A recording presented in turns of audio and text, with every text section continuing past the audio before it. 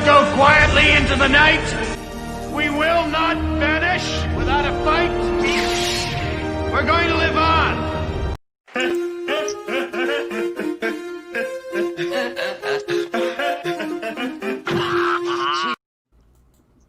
Hello and welcome to Monday Night Going in Raw. This is episode number 118. It is I, it is he, it is who? Me, P-double-D. Got the strap, the fandom menace, people's champ right here with you. All of yous, even the Orthodox Jews on Monday Night Going in Raw. I am joined by a rather robust panel this evening, a veritable cornucopia of talent directly to my right. She is Phalon from Phalon Reacts. Hey y'all, I am Phalon of Phalon Reacts. I discuss really just pop culture, talking about fandoms, and that fandoms are not dead, despite what people would like you to hear. I also am one of the two hosts for the Fandom Collective podcast, which I do release episodes 5 a.m. Friday every week, which you can check out at anchor.fm/Fandom Collective. Thank you for being here, Phalon. I appreciate it. And next, returning to the program, ladies and gentlemen, Geoff the Ironwolf. What's up, everybody? Great to be here. I see we have some people already up in their South fedora. I love what you're saying in there, brother. Oh, man, that's great.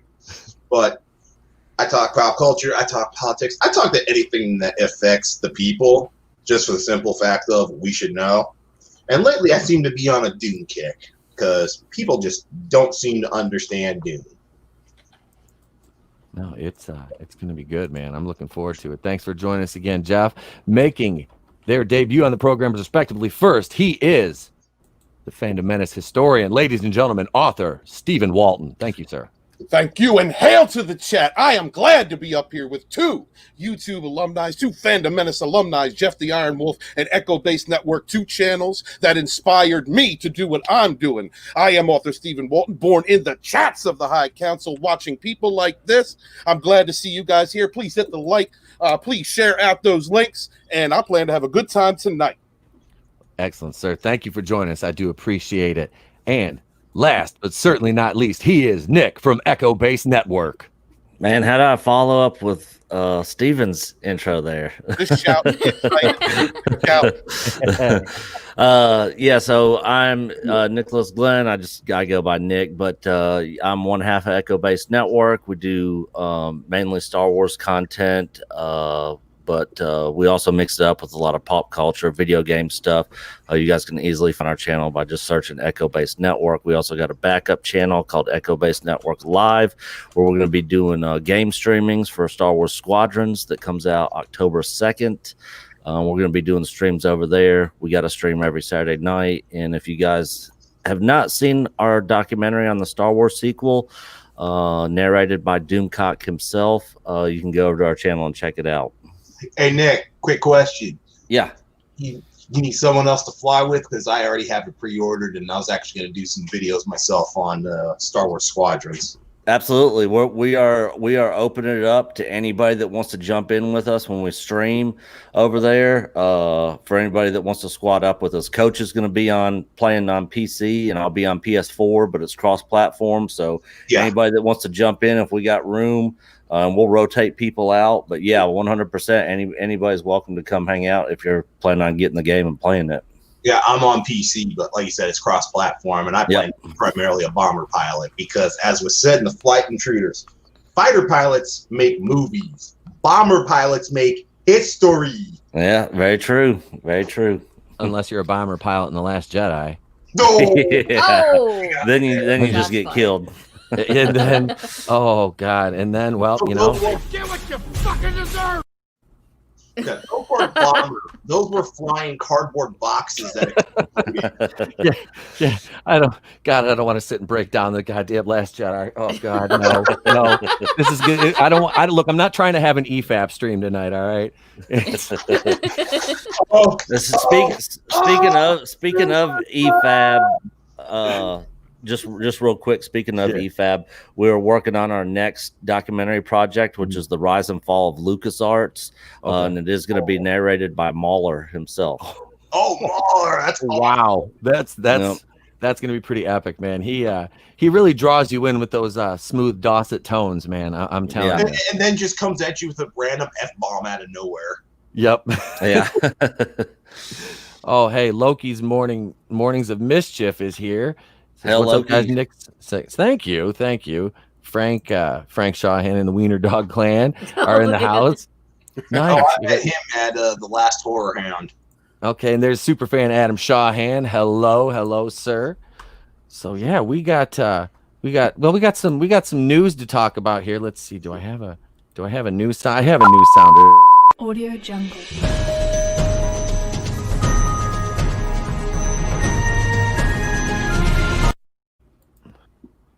All right, so just the news right now. Some quick headlines. Number one, Mulan is bombing in China. No, I'm not making a joke about anything, not about China. No, but Mulan is not doing well at the box office. It's just over between the 25 and $30 million mark over the weekend. So Disney, I could play that Joker sounder again, but I think they get the point. I don't think they're filming practices over there of using the those little camps over there. I don't think that worked, and those aren't campgrounds. No, you don't thank a government that does that. Sorry, that's not good. I have something to say about this one. It's really funny. Yeah, China has made it available on one of their platforms. My mom uses that Asian app that I told you about. Yes, they're letting people have the movie for free. Wow.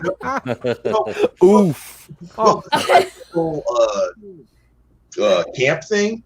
It's just a really crappy rendition of Crouching Tiger, Hidden Dragon. While they got rid of everything we loved out of the original animated Mulan. It's like it was just shit show. I'm not gonna watch this one. I'm not wasting my time. Let's see. Number 2, Texas House Representative calls for investigation into Netflix cuties. Now, this is actually what caught me my last Facebook ban for the last 3 days from hashtag free Bob Sacamano. He just got out. He's free like OJ all day. Wait, no, is OJ free? I don't know. Anyway, but seriously though, they do need to do this. Is, I'm not a prude, and I recorded a video about this the other day about Scott Mendelson, and Movie Bob blocked me on Twitter. And the whole situation as a parent, it sickens me to my core. And to read the description of that Netflix put on to preface this movie that somebody posted a screenshot of, because I refuse to watch a second of this movie. I won't do it. It's, you don't fight the sexualization of children by sexualizing children, Netflix, and their stock has tumbled over the last couple days, and well deserved. I don't pay for Netflix anyway, but I'm damn sure not going to support them. I got one better for you. Yes, sir. I just saw a thing for a movie. Mm-hmm. It's called Killing Puppies. It's basically a movie that demonizes killing puppies by killing puppies. Ugh. My wife and I finally said, no. First it's sexualizing children, then it's killing animals. Yeah, we're done. What? Oh, God. Let's see. Ted Cruz also said Netflix needs to be investigated, and an Arkansas rep said that, okay, so there's multiple people calling for this. Gabbard called them out even. Yep, there's people on both sides of the aisles calling this one out. They're it's finally good to say it's a nonpartisan issue. Exactly. Right? Protecting our children is nonpartisan. Yes, and it's good that at least we can unite over something. It's like that meme with all the knights have their swords. Oh, I shared that one. Yes, and it's like every single God, furries, people who like pineapple on pizza, conservatives, leftists, Marxists, communists. I shared that. I got over 1,000 likes, 275 retweets. People were just like, "Oh yeah, absolutely, we agree with this." That one is solid as hell. Let's see. Number 3, who wants a RoboCop show without RoboCop? Now, point. They're talking now. Now, wait, hang on. Hear me out here. Now, if you center this on a young Dick Jones and OCP, and you have now, this is the problem: is you can't replace Kurtwood Smith with anybody. I almost said they centered on a young Red Foreman, but no, Clarence Boddicker. Eric, I'll put my foot in your ass, RoboCop, you son of a bitch. I want to see an angry Clarence Boddicker, but not Clarence Boddicker, just red form and yelling at RoboCop. I mean, they got away with it in Gotham because they're showing a young Jim Gordon, but I don't want to watch RoboCop without RoboCop. I'd rather watch the terrible remake movie, which is not bad. You don't want to see the evolution of Dick Jones? It's going to be how Richard Jones, this young, empathetic man who questioned his pronouns, was corrupted by corporate America and became Dick. That's what it's going to be. It's going to be stunning and brave. You know what's sad? I think Steven's right. Well, that's just like Babylon Bee is starting to become really freaking pathetic. Even though I know they're a satire, they start getting a lot of stuff right. I'm starting to go. The same for The Onion. Oh yeah, when The Onion and Babylon Bee are more real than the actual media. Then I mean, pretty much if you turn on any news network now, it just looks like a bunch of clowns jumping out of a car, riding around and going honk honk honk honk. I mean that's all I picture is just beep beep beep beep. Beep. That's why I stopped watching the news. People like Tim Pool. Tim. Yeah. That's the only person I trust for news anymore. Tim Pool. I like I just started watching Tim Pool about a month or so ago, and I freaking love that dude. Yep, he definitely has a good perspective on it. That's what I always dug about. And the thing is, you can trust him because he's been on the ground for like a decade. Yeah. Yep. Yeah, he was on Occupy Wall Street. I mean, Tim. I like Tim a lot because he's kind of where I came from. I went left most of my life, and then all of a sudden the left went really left, and now I'm a centrist. Or I'm alt-right, excuse me. I don't want to defy the narrative. I'm alt-right now. Yeah. But so's Tim. No, I like him because he calls out the mainstream media, and that's something that needs to be done right now because they have been abusing us. They have been using their privileged positions as people, as journalists, they've been espousing propaganda and espousing lies, and I mean just outright lies, things that you can factually check on your own. So we need people like Tim Pool in the media. Oh yeah. Absolutely. And it's, like I said, he's just, like you said, he's been there and he knows exactly, where the other side's coming from, like mentally, he's been in that, like you said, he was at the Occupy. He was in Egypt when they had the uprising. I mean, this guy had been boots on the ground. And Mr. Frank Shahan, absolutely, let's not kill puppies and let's smash the melee button. Yeah. Smash it. Let's see. Nina DaCosta's Candyman remake or soft sequel was pushed back until 2021. And the bigger question is, does anybody care? No. Is anybody looking forward to another saga of Candy? Now, is Jordan Peele producing that? I don't know, but if he is, that just lowers my expectations for it that much more. Yeah. I'm sorry. Like Get Out. Okay. So Get Out was clever. I like that. What was the other one? Was it Us or whatever? That one. I watched that and I was like, huh? Like that was the twist. I'm like, that was almost as bad to me as the M. Night Shyamalan movie, The Happening, where it was like the trees were killing everybody. I was just like, Jordan Peele, you just wait. This twist is just as bad. Also, someone chat said, Wonder Woman did get pushed back again too. And at this point, I'm looking for Doom to get pushed back again. No, son of a bitch, no. Hell, Top Gun's already been pushed back to June of next year. I'm really pissed about that because I wanted to see it. I heard. That was the most anticipated movie for me this summer was Top Gun 2. Well, between Top Gun and Dune, those were my two most highly anticipated movies, hands down. Yeah, for me, it's like I wanted to see Black Widow like 6 years ago, and then they're like, "Oh, you're gonna get it in 20." So I'm like, "Oh, okay, wait, it got put." And now it's supposed to come out in November, and I'm like, hey, I'm gonna go see it, but like, everybody's gun shy since Mulan. Everybody's scared to death to be the next movie out. Yeah, it's funny. It's like, who's gonna jump off the bridge next? Like, does Universal Pictures have anything? And then they're worried about the wrong things, Like, why don't you be more concerned with the stuff that your productions say and your actors say and how they keep people away from being excited about your movies because of their dispositions, something that if they're political or social disposition, which should be kept in the closet. Really, you're an entertainer. You get paid very, very well, millions of dollars. You get to live like the top 5% to entertain us. Just do that, and please stop stop getting into politics and stop getting into all this, because escapist entertainments are meant to unite us. They're meant to bring us together. What is the use of standing around the cooler at work and not being able to talk about Star Wars or the last Avengers film or something like that, when you have all this other stuff crammed into it, when you have the social politics crammed into it, ideology, freaking pronouns, the new multiple genders. We don't need to know all that. Give us a chance to come together. What fandoms used to do, what we used to do in comic book shops, we used to do in tabletop gaming, what we used to come together and just all of us from different walks of life and be able to talk about our appreciation of a certain lore.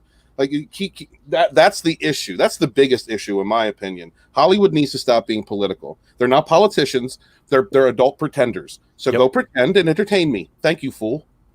That's it. They're You're not entertained. Modern day court jesters. Modern day court jesters. And they're not funny. No. Go back to the gladiator scene. Are you not entertained? We're all shouting, no! Right. And they don't get it. They're up in the corporate office and go, I don't get it. The Twitter algorithm says everybody's talking about this movie, but you're not reading the content. Everyone's like, F this movie, F this actor. I don't want to see this garbage. Yep.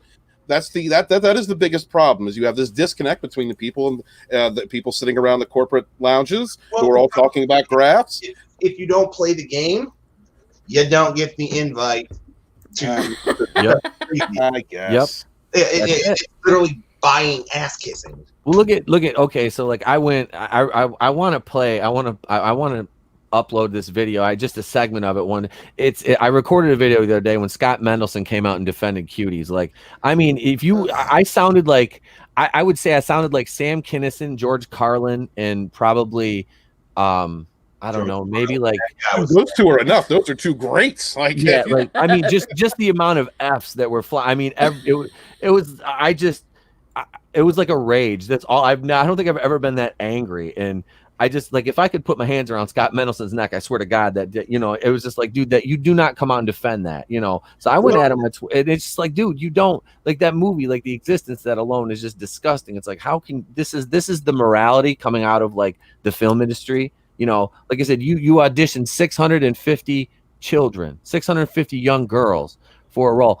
And I asked Scott, I said, do you think, or I can't remember if it was him or movie, Bob will make, how many women do you think they auditioned for the lead role in Hustlers, with Jennifer Lopez got? I was like, you think they auditioned 650 actresses? No, they were like, hey, J-Lo, we want you for this role. Did you not hear about one of the co-people for Sundance? Yeah, he got arrested for messing with a 7-year-old. She was between 7 and 9-year-old girl. This is the co-founder. Ew. Yes, I can't remember his name, but he's the co-founder of the Sundance Film Festival that gave that film the Best Picture award at their festival. Yes. So, yeah. So, That's sick enough.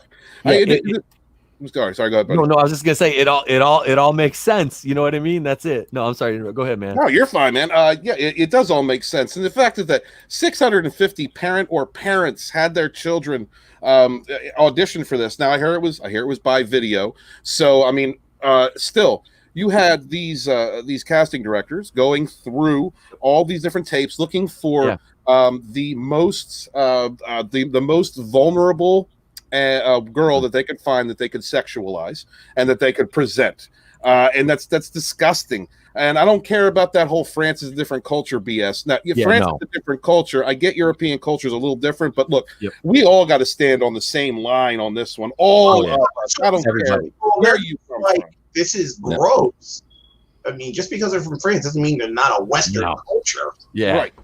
Yeah, we're civilized, folks. We don't treat children like that. That's that. There's that line that you do not ever cross, and that is it right there. Once that is crossed, there ain't no coming back from that. You're done. You're out. That's it. This is why Netflix has lost $9 billion. No, they've lost more than that. Their stock, their net worth is plummeted, and I really hope it. I really hope they feel it. I do.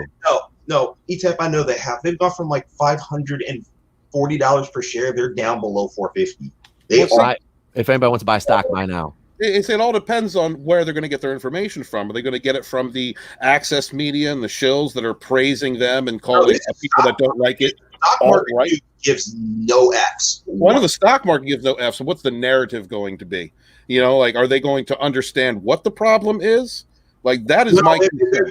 They're already saying Netflix is losing billions over this. They have completely narrowed it right at cuties, and people are just dropping subscriptions left, right, and center. 600,000 at least, I think. Ooh. Yeah, and if you think that's what $7.99 per them people, and no, there's more than that. They've like someone put it at like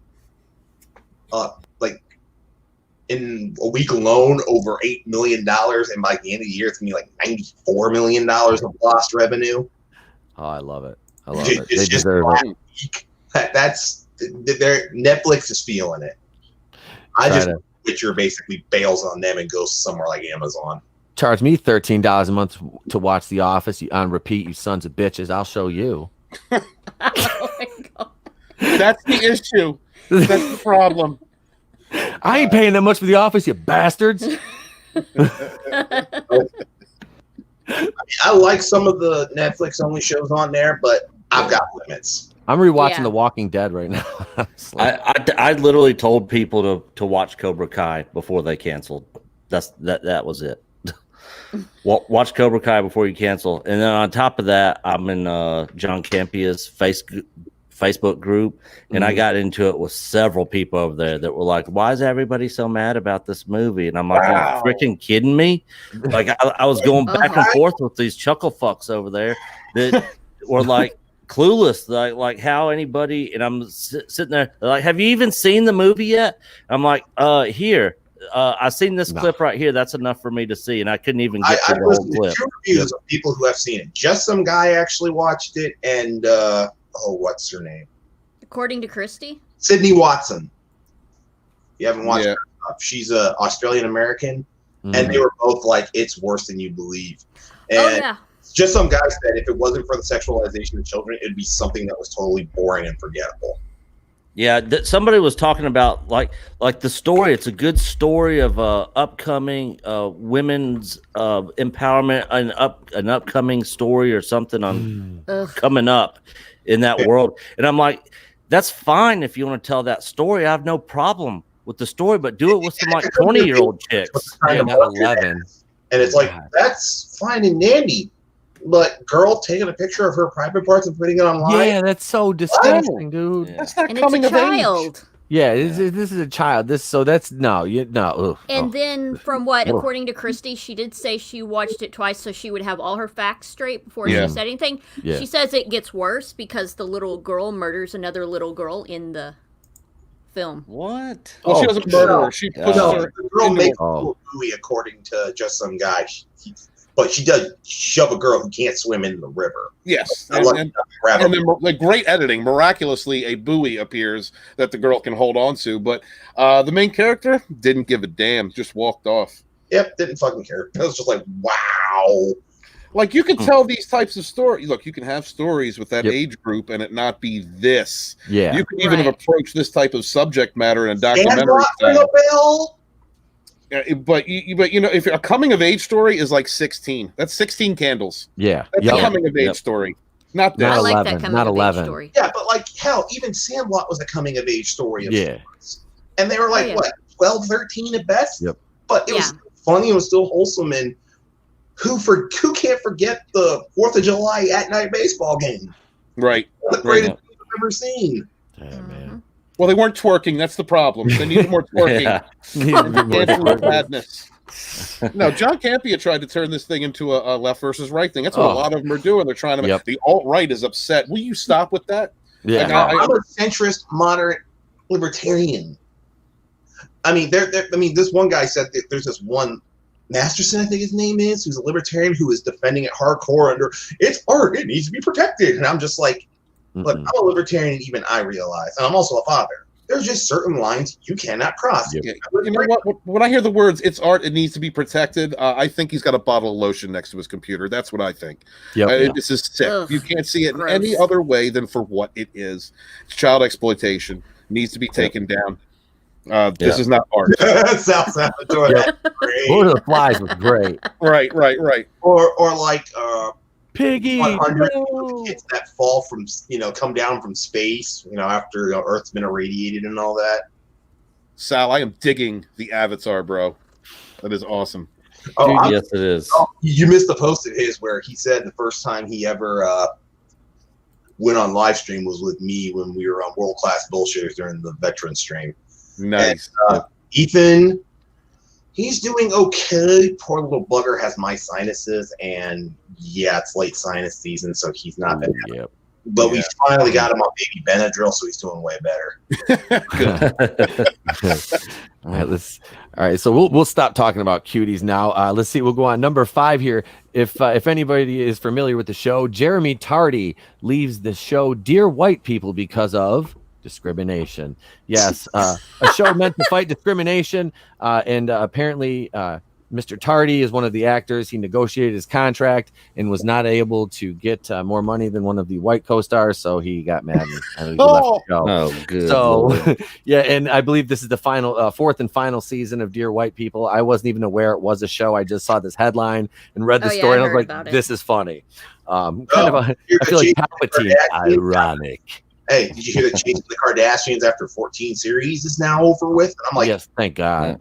Right? On for 14 years. I can't believe those heifers have been on that long. I can't. I don't even know anybody that ever watched that show. Like, where are these people at that's watching this crap? California. Yeah, probably New York and Cal. That's about it. California, and God, I feel so terrible for the state I grew up in. It ain't the same place that I grew up in by a long shot. It ain't. And let's see. Wait, this is the last one for the news is Kang the Conqueror is announced for Ant-Man 3, and probably the main villain, Jonathan Majors from Lovecraft Country, will be taking the role. Kang, we're not sure how much they're going to go into the Nathaniel Richards, but Kang has been involved with Fantastic Four since he debuted in 1964's The Avengers number 8. So that is the news, and that Kang goes against what they were everybody was talking about before, because remember it was reported that Owen Wilson was going to play Kang, which that had to be like a huge troll job, because like I can just see Kang the Conqueror blasting through like the time space dimension, and he pops on. He's just like, wow. I just want to see Kang do that, just like totally undersell everything, just like a fun, like wow, like funny Kang. No, but so there's already the talk of, well, are people going to freak out because they're race swapping Kang the Conqueror? Kang the Conqueror is from the 31st century, so like really, I mean, he could basically be anything or anybody by that time. I mean, and then that begs the question: are they going to race swap the whole Fantastic Four? They tried race swapping. Well, they did that with Michael B. Jordan. I didn't mind him as the Human Torch. I really didn't. That movie was a dumpster fire. It was horrible. But if you just take him in a bottle in that, really, he wasn't bad. Like his dialogue, I mean, it was a Josh Trank movie. I mean, okay, I know he was on a lot of blow when he did that movie, like way more than probably Tony Montana at the end of Scarface, but. But I'm just saying, like, I did not mind him in that. Now, Miles Teller as Reed Richards, fuck out of here with that shit. Look, Michael B. Jordan is a good actor. I like him in the roles that he plays. He could be a Human Torch. He could be a Superman. But don't race swap characters. Give him a great character that's black, or write him a character because I guarantee you he would perform it excellently, and people would enjoy it. Yeah, he was good as bad as Killmonger's character got in the third act of Black Panther. It kind of fell apart. The character kind of fell apart, and then you had the CGI gaps, but he was great as Killmonger. He really was. I agree. He was, man. He was a really good sympathetic villain because you could understand why he was pissed. Yes, agreed. I like Black Panther. I thought he was good in it. Like I said, I like Michael B. Jordan. It's like, it's not that I don't like the guy. It's just, when you distort canon for a virtue signal, it destroys. You're insulting the fandom. You're insulting the people that have supported these things for decades upon decades, for generations in some cases. There's no need to do that when you could get a talented person or bring forth another character that may have been like a minor character and give him a chance to shine. Guarantee you, Michael B. Jordan's a great actor. Guarantee you, he would make that an underrepresented, but like a B-list or C-list character shine. Look at what Robert Downey Jr. did for Iron Man. And that's it. That's it, because the Avengers weren't an A-list team. Like the MCU like brought the like they were like recognizable, but they weren't like at that level. Like the X-Men are way more popular than them. I mean, if you really think about it, you know. True. Let's see. Out of the original Avengers cast, the only ones who I would probably consider A-list was Hulk and Captain America. Yeah. Not even really Captain America. Hulk and Thor. Thor. Yeah. I mean, Captain America would be maybe verging on A, but definitely A after. And we all think back, like everybody was like, Chris Evans is Cap. Hey, how about Chris Evans leaking his own dick pic or whatever that Or shit that was? pussy. Oh my gosh. I totally you mean missed that. talking about I think this is women hide your I'm not gonna say the word. He said guard the P. Yeah, He's coming guard the for it. Yeah. Oh, and did you see Mark Ruffalo's? I was like, oh God, could you kiss Chris Evans' ass any harder? After that pick, he might want to get in it, if you know what I mean. Oh, Mark Ruffalo, the soy Hulk. Oh God. I know, man. It's like, He's such a bitch Hulk. I can't stand him. I liked him in the first Avengers movie, but then he just got tiresome. I'm not a Ruffalo fan. I can't, there's something about the guy. I mean, outside of like, I know he's insane. I just wish Edward Oh, yeah. Norton had gotten over himself. I know, dude, because Norton was, I love Norton in that role. Like, he was great. Yes. Oh Norton. yeah, I did like him in that one. Mhm. Norton was a good banner, and it's just one of those things that, dude, just get over your damn self and just Yep. what they need to do. Mhm. Norton was a great Banner. Ruffalo is trying to be someone between that and David Banner from the original series. He's trying to get somewhere in there, and it just doesn't come off right. I love the Hulk. Hulk is my favorite superhero. So I've begrudgingly accepted what I've been getting, but I think someone else can do a much better job. My favorite superhero ranges between Wolverine and Spider-Man, and that's one of the reasons that I just can't. I mean, if he wasn't Iron Boy, was actually Spider-Man, Yeah. Right. Dude. I would love the kid. Who's Mr. Stark. Yeah, dude, you're That's so Iron Man. annoying. I wouldn't have minded all that if they gave him the genius aspect as well, because Peter Parker is a genius. you Yeah. know? Oh yeah. yes. But they just make him to be like, I mean, he's a serviceable hero, but he's young and he's kind of inexperienced and inept, but he has his moments of brilliance, obviously. But yeah, that's what I don't understand, because like you said, in the comics and like the old shows, yeah, he's a genius, the cartoons and stuff like that. I'm watching the 80s cartoon right now with my son, and he loves it. It's like I getting to see this all over again. But yeah, it's great. He's always squaring off with like Dr. Doom. Yep. Right. He couldn't do that now. I mean, Spider-Man No. the MCU now against Dr. Doom, that would be a massacre. No, he'd be all right if That he would had be his child amazing abuse. friends, Starfire, because she's a non-binary and a gay Iceman. He'd be right. Yeah, Get it. but my other favorite character is Wolverine, and of course, I'm right there with you. is Wolverine. I mean, he from the get-go nailed it. It's like he was like, He was I don't born. know if he was just watching the old X-Men or cartoons, or was reading all of the comics, but it's like he just channeled Wolverine. Oh, Yeah. Huey's, man. I don't think there'll ever be somebody who encompassed a role and owned it more than Hugh Jackman did with Wolverine. I'm telling you, a young Mel Absolutely. Gibson would have been able to do it.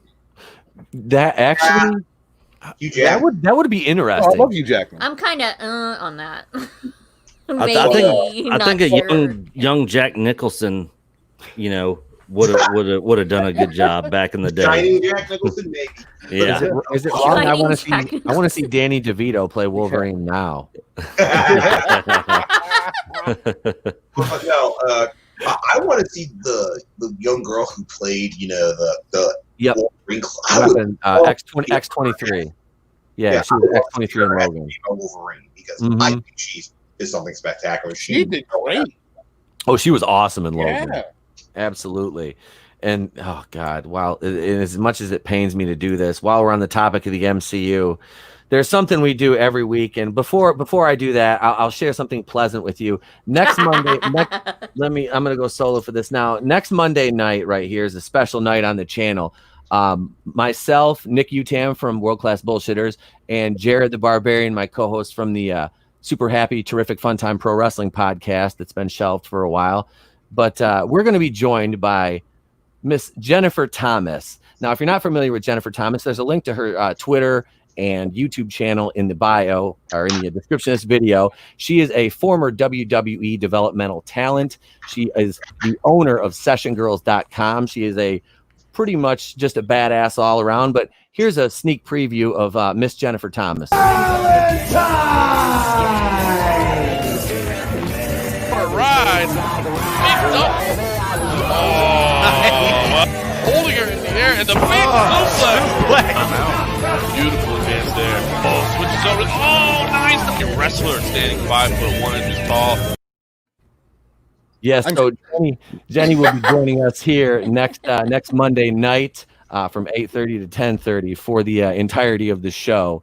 And so if you're going to be in the chat, have some questions ready for her. She is now she's a badass. She'll snap that arm. Don't fuck around. Yeah, I'm strangely aroused by that. That's some women. I probably enjoy it while she did it. Yeah, that's some women objectification that I can get behind right there. Yeah, I watched. Oh, go ahead, Steven. Yeah, I would pay for her to talk shit to me. I'm just saying. All right, go ahead. She did an event. Now she does mixed wrestling, stuff like that. Like I said, there's a link to her website. It's called SessionGirls.com. There's a link to that in the description of the video. Also, her Twitter and their Session Girls page or channel on YouTube as well. So, yep, we're going to we have a great interview. It's going to be a fun night. So, if you have any questions, and yeah, she can snap. I watched her throw a couple of hip tosses on a dude. Now I'm 6'3", about 235. I'm not in fighting shape like I was 3 years ago, but this dude, I mean, he was kind of tall and decent sized guy. And yeah, she was throwing some fucking hip tosses on him and some headlock takeovers. Like I'm like, yeah, she's bad. She's legit. And she, like I said, she snapped that arm fuck around. So she'll be joining us. But you want a funny grappling story from the Marine Corps? Oh, absolutely. Okay, so we don't, the Marines, woman, guy, everybody gets in the grappling pit at some point. Mm-hmm. One of the hardest people I ever had to grapple. She was about 5'5", weighed $120 soaking wet, and was double jointed as all hell. You could not put this girl in a lock. You reverse her, slip right out of it. Like we call her spider monkey. Yep, I'd say it's like a damn spider monkey. Down. Everybody says, "What did you grapple and all that?" I'm like, bullshit. You say grapple the right one. Grab onto what? She's wrapped around me like a freaking jungle gym. Yeah, and the thing is, you see these long limbs. I suck at grappling. You get me on the ground, and I'm going, "Oh God, please don't kill me." Well, now that we've talked about an attractive female, it's time to take that dive. Ladies and gentlemen, please put your seat backs and tray tables in their upright positions. Make sure your hands are inside the ride. Put them on the bar. If you have hazmat materials, I suggest you put it on. Let's take that weekly trip inside Brie Larson. Hi. Hello. I'm starting a YouTube channel.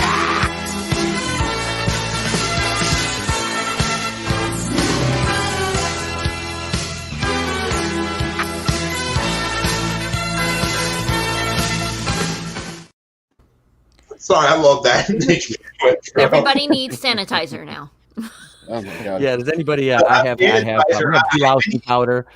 You might want to wait until we leave. It gets moist. No, elimination chamber. I inadvertently punched myself in the crotch. I just put hot sauce in my eyes. So this week we focus on an article from Cinema Blend, and I'm not going to screen share because I don't want to give them a click. But Brie Larson auditioned for 2 previous Marvel roles. Now, I'm not talking about her having anxiety and turning down Captain Marvel twice before she was like, you know what, virtue signaling is going to be my career, and my movie will make $1 billion because it's so amazing. No, Brie. Anyway, I've got a dedicated Brie troll, so I'm just waiting for him to show up again. But no, seriously. So she auditioned for the role of Natasha Romanoff in Iron Man 2. Really? Yes. Well, We all need a puke bag now. Yeah. Does anybody need an air sickness bag? You will find them in the seat back in front of you. I Don't do that to me. Can picture, let me do my Rod. Now picture, if you will, a world in which Brie Larson is portraying Natasha Romanoff instead of a rather beautiful, voluptuous Scarlett Johansson. We live in a universe, in an alternate timeline, if you will, where Brie Larson has occupied the role with her bland personality, her lack of a posterior, and lack of everything that makes you human and relatable. And what would be worse, she'd be a redhead. Oh God. By now we'd be saying, I thought we were going to get an Avengers film, but all those movies started to tank. Yeah. Could you imagine the scene where Tony Stark gets, not Tony Stark, Happy gets flipped over by Romanoff, and imagine Brie Larson. Oh. Iron Man 2, it's just like, oh. Yeah, he would have got stabbed by a tailbone.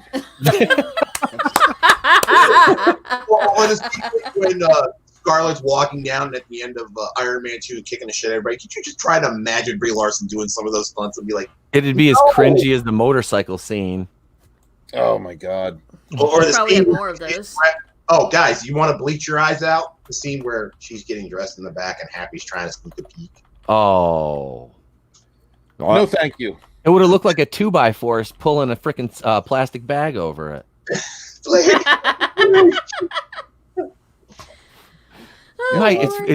flat. It's a board. There's nothing there. There ain't nothing there, bud.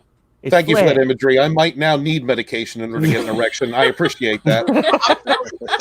Chick from Alita Battle Angel has more curves than Brie Larson. Rosa Salazar. Yeah, Rosa. Dude, she trained her ass off for that role. She still has the posterior still there. I say that only metaphorically, of course. No, but she was like legit, like training for that. Like she took that seriously. Like that was refreshing to see from an actress and a lead like that. It's like normally like I have 2 stunt doubles. It's like no, this one's like nah, fam, I'm good. Well, she did have a stunt double. She did, but she did like the grand majority of them herself. Like the ones that were like completely off the wall that she couldn't do. Yeah. And that's, speaking of that, that's one thing I want to give Zendaya credit for in The Greatest Showman. She did a lot of her own rope work in that movie. So in the scene with Zac Efron, and I just watched it, and Zendaya, she gets a lot of hate from the Spider-Man movies.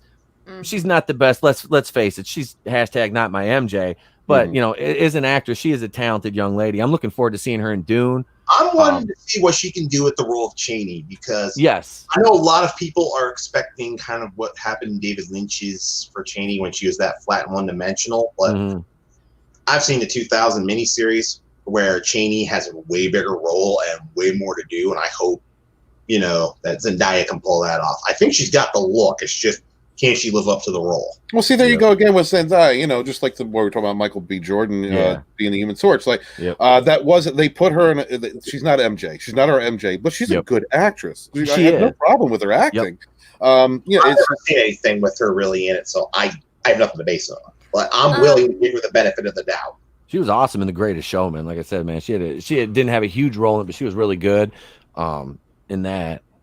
I think what they had said that they're going to actually bring in a Mary J. Watts, and it's going to turn out MJ is a completely different character. Yep, that's what they were talking about doing. But they talked about also postponing the Spider-Man 3. But anyway, we're making that climb to get outside of Brie Larson. We can't quite breach yet. We can't climb out of Brie. We can't climb out of Brie. We can't breach yet. We're only dilating. Never mind. I'm getting way off track here. Anyway, so the second role she auditioned for was in Thor. Now, they didn't specify if it was Jane Foster, Lady Sif, or what's her, Darcy, Kat Dennings' role. Is Darcy, is that her name? Yeah. I think? Yes. Okay, so can you, all right, so Natalie Portman was, I love her in the prequels. Let me preface this by saying that. But as Jane Foster, I could have taken her, left her, because she was just kind of there, I guess, to me. She phoned it in the entire time. Yeah. So, I wouldn't want to see Brie Larson in that role, but I definitely wouldn't want to see them replace Lady Sif, Jamie Alexander, whose character was criminally underutilized. Yes. Right. That killed me, because I love her in that role. Yeah, if you want to see more of her, go watch the couple of episode she showed up on Agents of Agents of Shield. She stole the show every time. That's what she's capable of doing. They didn't use her enough in the movies. Like she was just like her absence in Ragnarok. They kind of like tried to replace her with Tessa Thompson's Valkyrie, which was painfully like disgusting. Right, I agree. I really liked her role in V for Vendetta. That was probably my favorite role of hers. Dig it. Yes, she was very good in V for Vendetta. Portman, yes, Yeah, absolutely. I'm a Natalie Portman fan. I'm totally prejudiced here. I love Natalie Portman. I wish she would talk down to me and treat me like a simp. But Tessa Thompson replacing Lady Sif was terrible. Now pre cuties, Tessa Thompson, I was kind of okay with her. I liked Valkyrie. I kind of liked that character. It's going to be very difficult. I don't want to see her on screen at this point.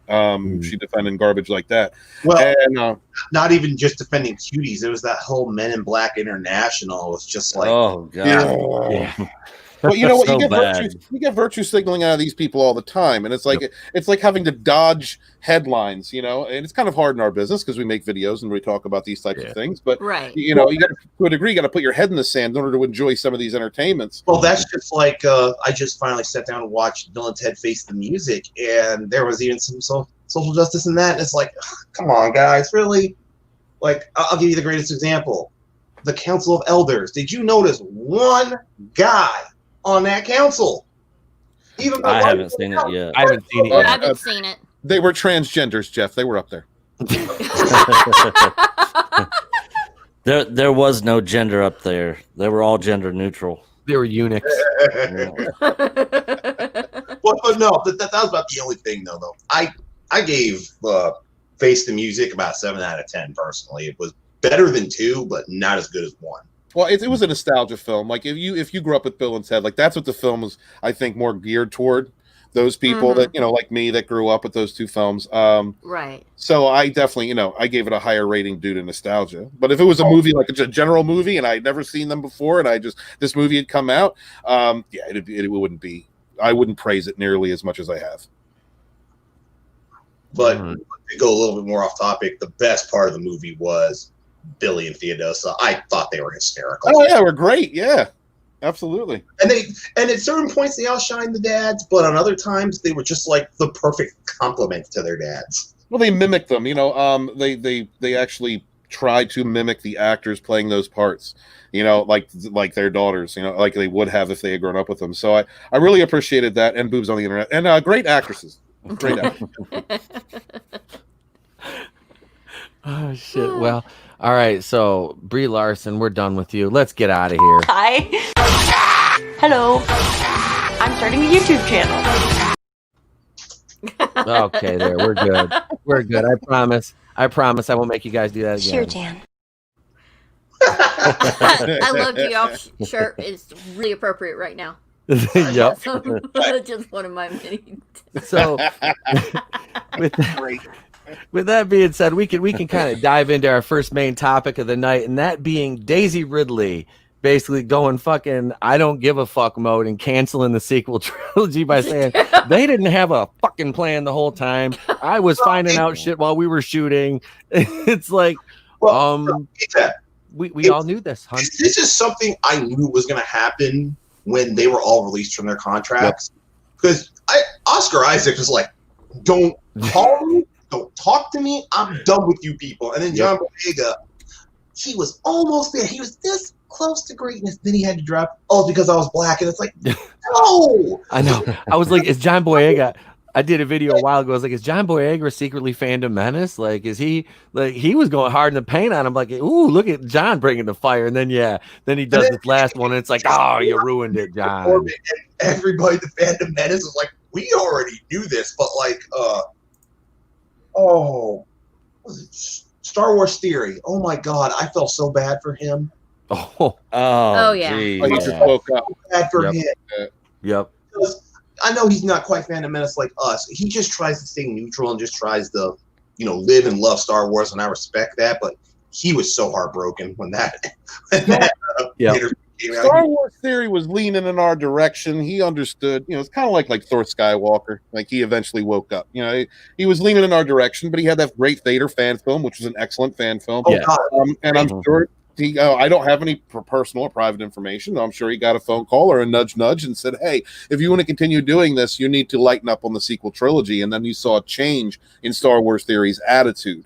And actually, how much money he dumped into that, and they wouldn't let him get a dime. I was like, you people suck. Yeah. You gotta bend the knee, and you have to take it to a degree before they allow you some scraps from the table. Yeah. And that's what Star Wars Theory's been doing. This film, and he did that, I'd have been like, look, pal, I'll cut you a deal. You come to me. I'll give you your cut. You let me license this as well, and I'll let you make more of them, and we both make money. Wouldn't that be the smart thing to do? And you know exactly what he was doing behind the scenes. He was sitting back there going like this. You out of your goddamn mind, son of a bitch. Yeah. And then he came back to the table and was like, "Okay, Disney." It was the same thing with CBS and Prelude to Hexenar. It's like, that was freaking great. Yeah. Mm-hmm. It's like, just let them license it and do their own thing. It's like, dude, this is not canon. This is a fan film that we're just licensing. We're going to take some cut off of it, but they can keep doing their thing. And been like, everybody wins. Well, did you guys catch the Geeks and Gamers video Jeremy did after Star Wars Theory? Those comments came out. His car video. Yep. It's very, it's kind of reflective of the fact that you had this rising group of people, the individuals, right? The Fandom Menace is just a hashtag people carry. It's a group of individuals that are speaking their minds. And you had this group of individuals who was being attacked by the Access media, the shill media, the directors, the people in these productions. And they were starting to make friends because there were people of like mind. I think Star Wars Theory was one of those people. And then he backed off. He had to back away, and then he started showing up on Collider and some of the the sanctioned Star Wars sites and live streams. And so for it to come to a point where the actors have come forth and basically acknowledged what we've been saying the whole time, for it to take that to break him, to bring him around, it's I'm glad that he's come around. I'm glad that he understands now. Yes, there was no plan. The Phantom Menace was right. But you're still, look who you're still friends with. And these are the people that have been shaming, degrading, attacking, doxing, going after people for not sharing the same opinion on a movie that they had. That's the problem. Like, I'm not absolving anyone of what they have done or what they have said. Star Wars Theory is a Star Wars fan. He's a great site. Please go check. If you like Star Wars content, Star Wars Theory is definitely a Star Wars fan. He did a great fan film. I hope that he gets a chance to do the next one because I'd really love to see Mace Windu fighting Darth Vader. That sounds awesome. We should never forget. We should never forget those who knelt, those who bent the knee to this company that has been berating and attacking their own customers for years now. Those who label us for having an opinion that does not coincide with theirs. That you need to hold that to your heart. Yeah. And the thing for me about Star Wars Theory is it's like, I mean, how thick of blinders do you have to have on to just be coming to this realization just because Daisy Ridley dropped a quote about it? I mean, I don't think it was the blinders. I think he had been seeing things. He was just trying to, stay neutral. But this was just the straw that broke the camel's back. Because he's been seeing more and more, kind of like what Steven said. But he was still trying to play neutral. And then it was just the Daisy Ridley thing. He's like, okay, F this. I'm pissed. I get that, but at some point, like if you are a large voice within the fandom, we each have the power of our individual voice. Some of our voices are louder than others. Yes. And if you have a passion for the lore, for the expanded universe, that was thrown away, the books and comics that don't exist under Kathleen Kennedy, if you can excuse all of the vicious attacks, labeling, the sending of internet hate mobs at people from those that work under Disney Lucasfilm, under Kathleen Kennedy, if you can excuse all that and play neutral and not speak out against it, and then all of a sudden, because the actor confirms what everyone else has been saying for years, you come around, I'm not saying you're a shill, bro, but you know what? You're behind the times. Hey, better late than never. Better late than never, true that. But like, where have you been? Where have you been where these channels, some of us are still small, some of us have grown larger than probably their expectations. All of these independent voices who put themselves, their companies, their families at risk to be our voices in entertainment. Where have you been, bro? Yeah. That's my question. I'm not patting this dude on the head for waking up. Well, I'm not patting him on the head. I was just like, I mean, just to see a guy, who just loves Star Wars, was just trying to stay neutral, and just to see, like, he was like fighting tears. He was so heartbroken. Yeah. See, for me, it was non-news. I was just like, I already knew that. I mean, no surprise for me, Well, the thing is, though, he was still kind of on our side, even on The Last Jedi, because he even said, like, I hated this movie. Yeah. Oh yeah, that's true. I've seen several of those. He even did fan fictions on how he would fix it specifically. Yeah. There it is. Sorry, guys. I had some issues there. My computer just said it just flipped me off and was like, haha, no. Oh, good. We were just talking about how Star Wars Theory came around. It was just like how heartbroken he was. Yeah, I watched that, and yeah, man, I've been a subscriber of his since like 2014. I know if you look at my channel, it says I started in 2013. That's when I started this account. I didn't start YouTubing until a year ago. I had a YouTube account from 2006 until 2013, and I just let that one go because it was more one of my wrestling ones, and I just let it go, But yeah, I've been subscribed to him for a long time, and I've really enjoyed his content. Like Phalon, I've talked about his fan fictions were great. Mm-hmm. I enjoyed his. I liked his fan film. I know I see Sal said it was a lot of Force lightning. I liked it more or less, not for what it had in it, but I do like the prospect of seeing Darth Vader versus Mace Windu, which is freaking. That's cool. That's what everybody's been waiting on. Yeah, but I just the work that he put into it, and I hate that it was unfair to him. He couldn't recoup some of the money he invested in that. Oh, because he said he spent like 150 grand. Yeah. But I feel bad for the guy, in a certain.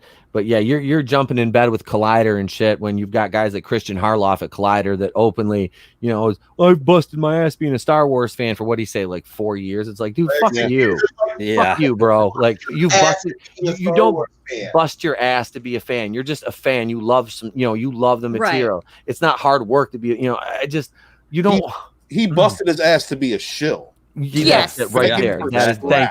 Thank you. Thank you. Yeah, I did a huge rant video on that thing when we first started our channel, and it freaking blew up. Like we had less than 1,000 subs, and it got like freaking like 20-something thousand views on it or something.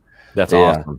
But yeah, that news was huge when it broke because everybody was on his ass about that comment. Everybody. It's like, how do you have to work to be a fan? Either you are or you aren't. Yeah, he was pissed because he didn't get tickets to Galaxy's Edge. Yeah, that's what it all boiled down to. He didn't get early access to Galaxy's Edge, and he was salty about it. Yeah, he was salty about not getting Fruit Loop milk. Yeah, have you guys seen that gigantic meme where it's like the original trilogy had this and this problem, but it was still okay, and it's like I think it was Tarka's like that's okay, and then prequels like a clunky dialogue and this it's like that's okay, and then it gets down to like Resistance, there's no one there, and then it's like the sequel trilogy sucked. Don't understand. It's like that sounds legit because people have criticisms of the Clone Wars, Rebels, of the original trilogy. I mean, there are valid criticisms of it, and most Clone Wars fans are like, that's okay. I've been a prequel defender since the prequels came out. Same. We've had heated arguments and discussions, but we've never viciously attacked one another. I remember in the fandom. Heated debates. I don't defend the prequels. I mean, I defend the vision and the world building behind them, but some of that acting was just y'all. You gotta take the good with the bad. Damn it, Geoff! Don't break my dreams. Don't. How dare you? But just like Jar Jar Binks, it was like, look, he was annoying, but for his time, the animatronics behind him and all that, that was groundbreaking. Yep. Yes, it was. George Lucas has always been good at that. Yeah. And you know what? Thanks to Rose Tico, he's not the most hated character in Star Wars anymore. No. Hate that. That was my all-time hated character in Star Wars. Who is it? Who is it? Holdo. Yep.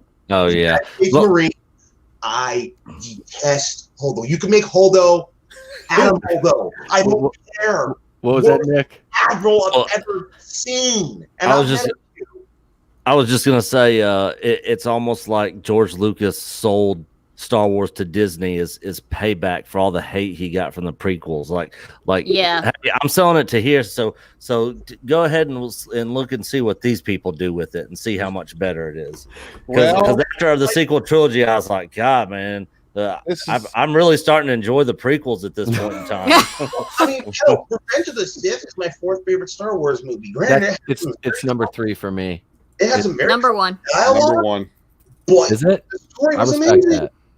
I respect And that. it had one of the most heartfelt duels in all of Star Wars: Obi-Wan versus Anakin. Yep. Yeah, Yep. there was so much good stuff in the prequels. I'm kind of on the side of the whole Jar Jar thing and a lot of the acting. There's a lot of stuff I didn't really care for it. Like I remember when we were opening night, standing in line to see the Phantom Menace, and me and Coach were in line, and some of my other friends and my sister was with us, and the theater was, of course, packed out.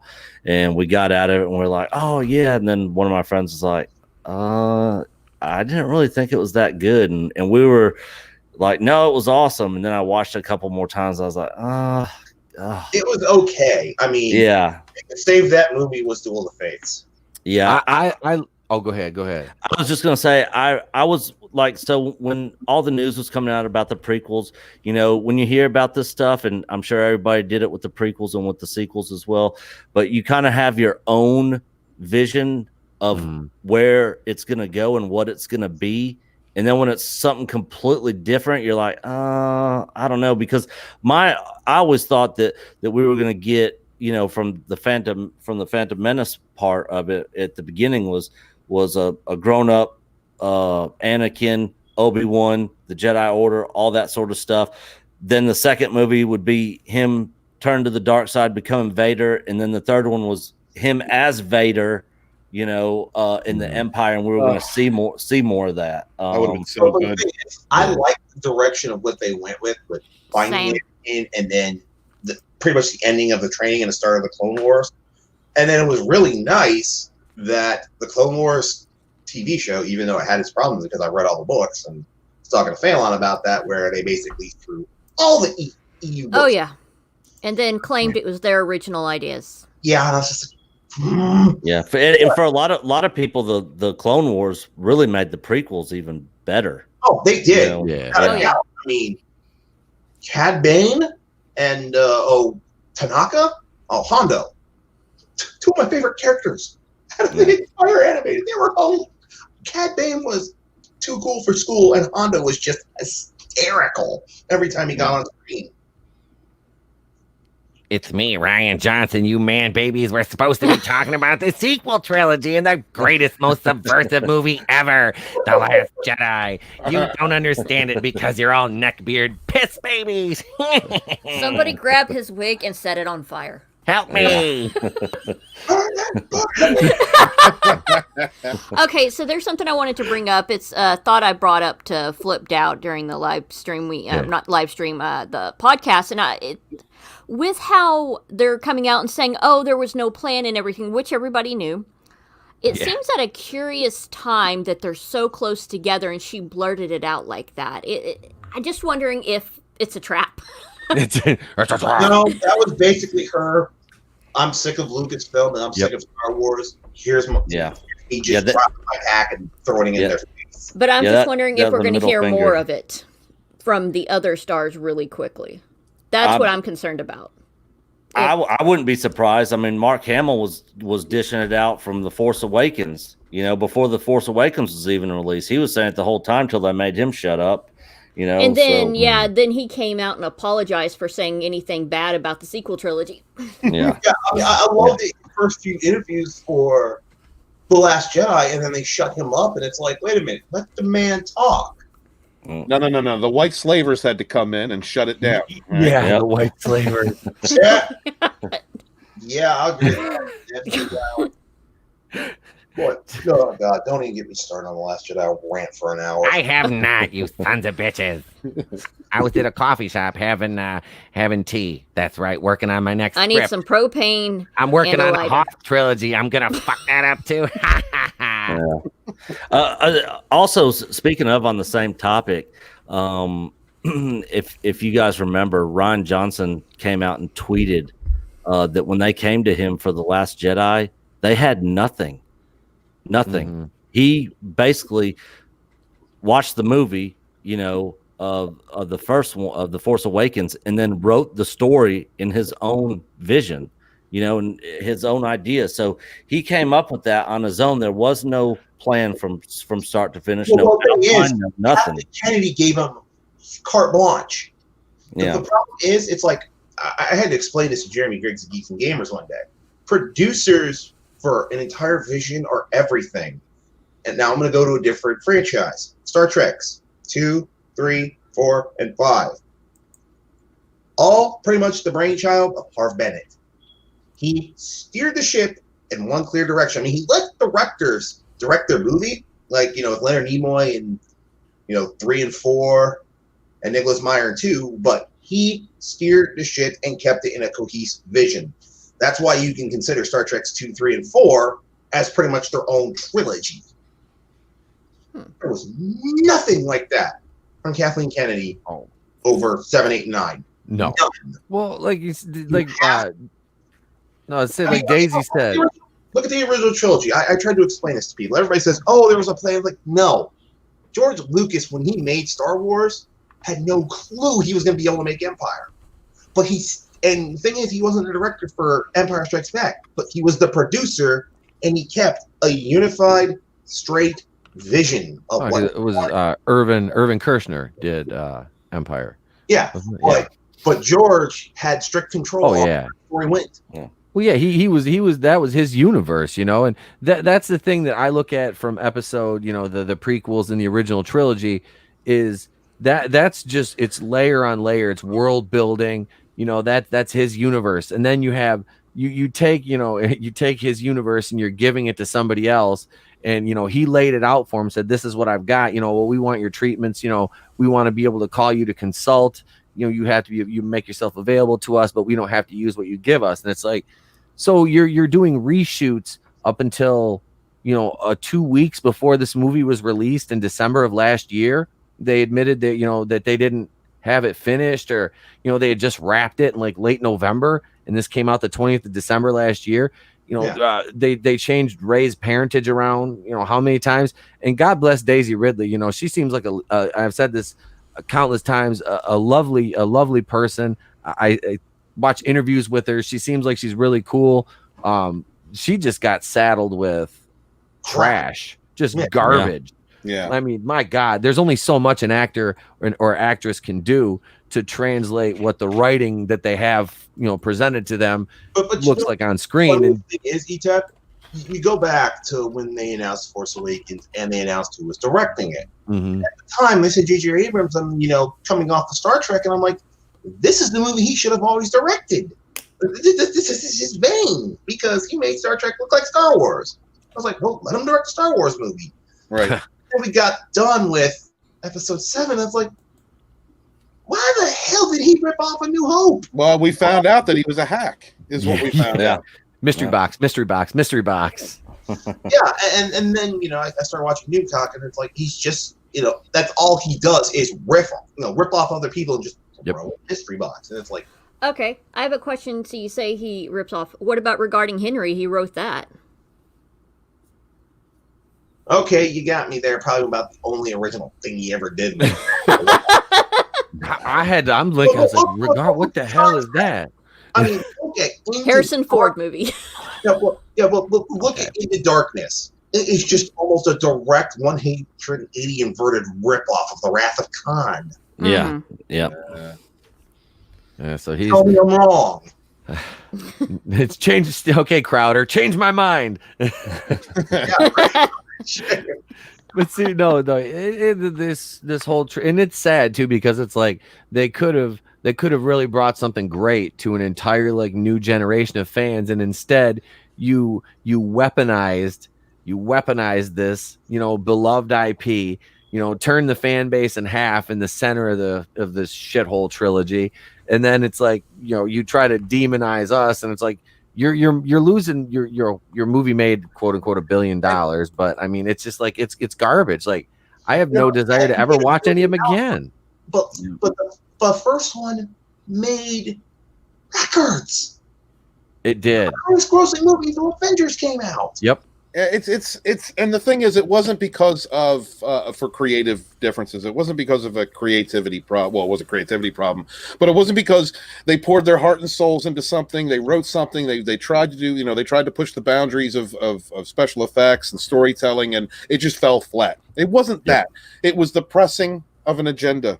It was Kathleen Kennedy being a misandrist and a racist and hiring other racists and misandrists underneath her, and all of them wanting to place themselves in this world because okay, you know what? Just short rant. SJWs don't really have an imagination. They need everything to be in the real world. They need to press themselves into it. If they can't see themselves in something, then it's no fun to them. They don't have the ability for nuance. They don't have imagination. They can't place themselves into another character or another, whether that character is another gender, another place, or another time. They can't put themselves in that position and imagine, how would I feel? How would this mean to me? They can't make that kind of translation. It's all about identity politics. It's all about putting, okay, I don't know what my pronoun is. I'm not sure, so I need to have this on screen. Everybody needs to see. Look, everybody, oh, look, we have a black guy. John Boyega is here. Look, we have a black guy. We don't know what we're going to do with this story, but we have a black guy. Look, it's the same thing over and over again. SJWs are not creative. They're repurposers, because when they try and create something original, we get Snowflake and Safe Space, and nobody wants that. Steven, did you ever notice, ever since Kathleen Kennedy took over, every heroic female is a white brunette girl? I had no idea. I didn't see that because I'm not a white brunette girl, and actually, I feel offended that underrepresented. Hazel, slightly fat. Okay, so I'm the only one represented. No, but look at it. The chick from Rogue One. Yeah, Felicity Jones.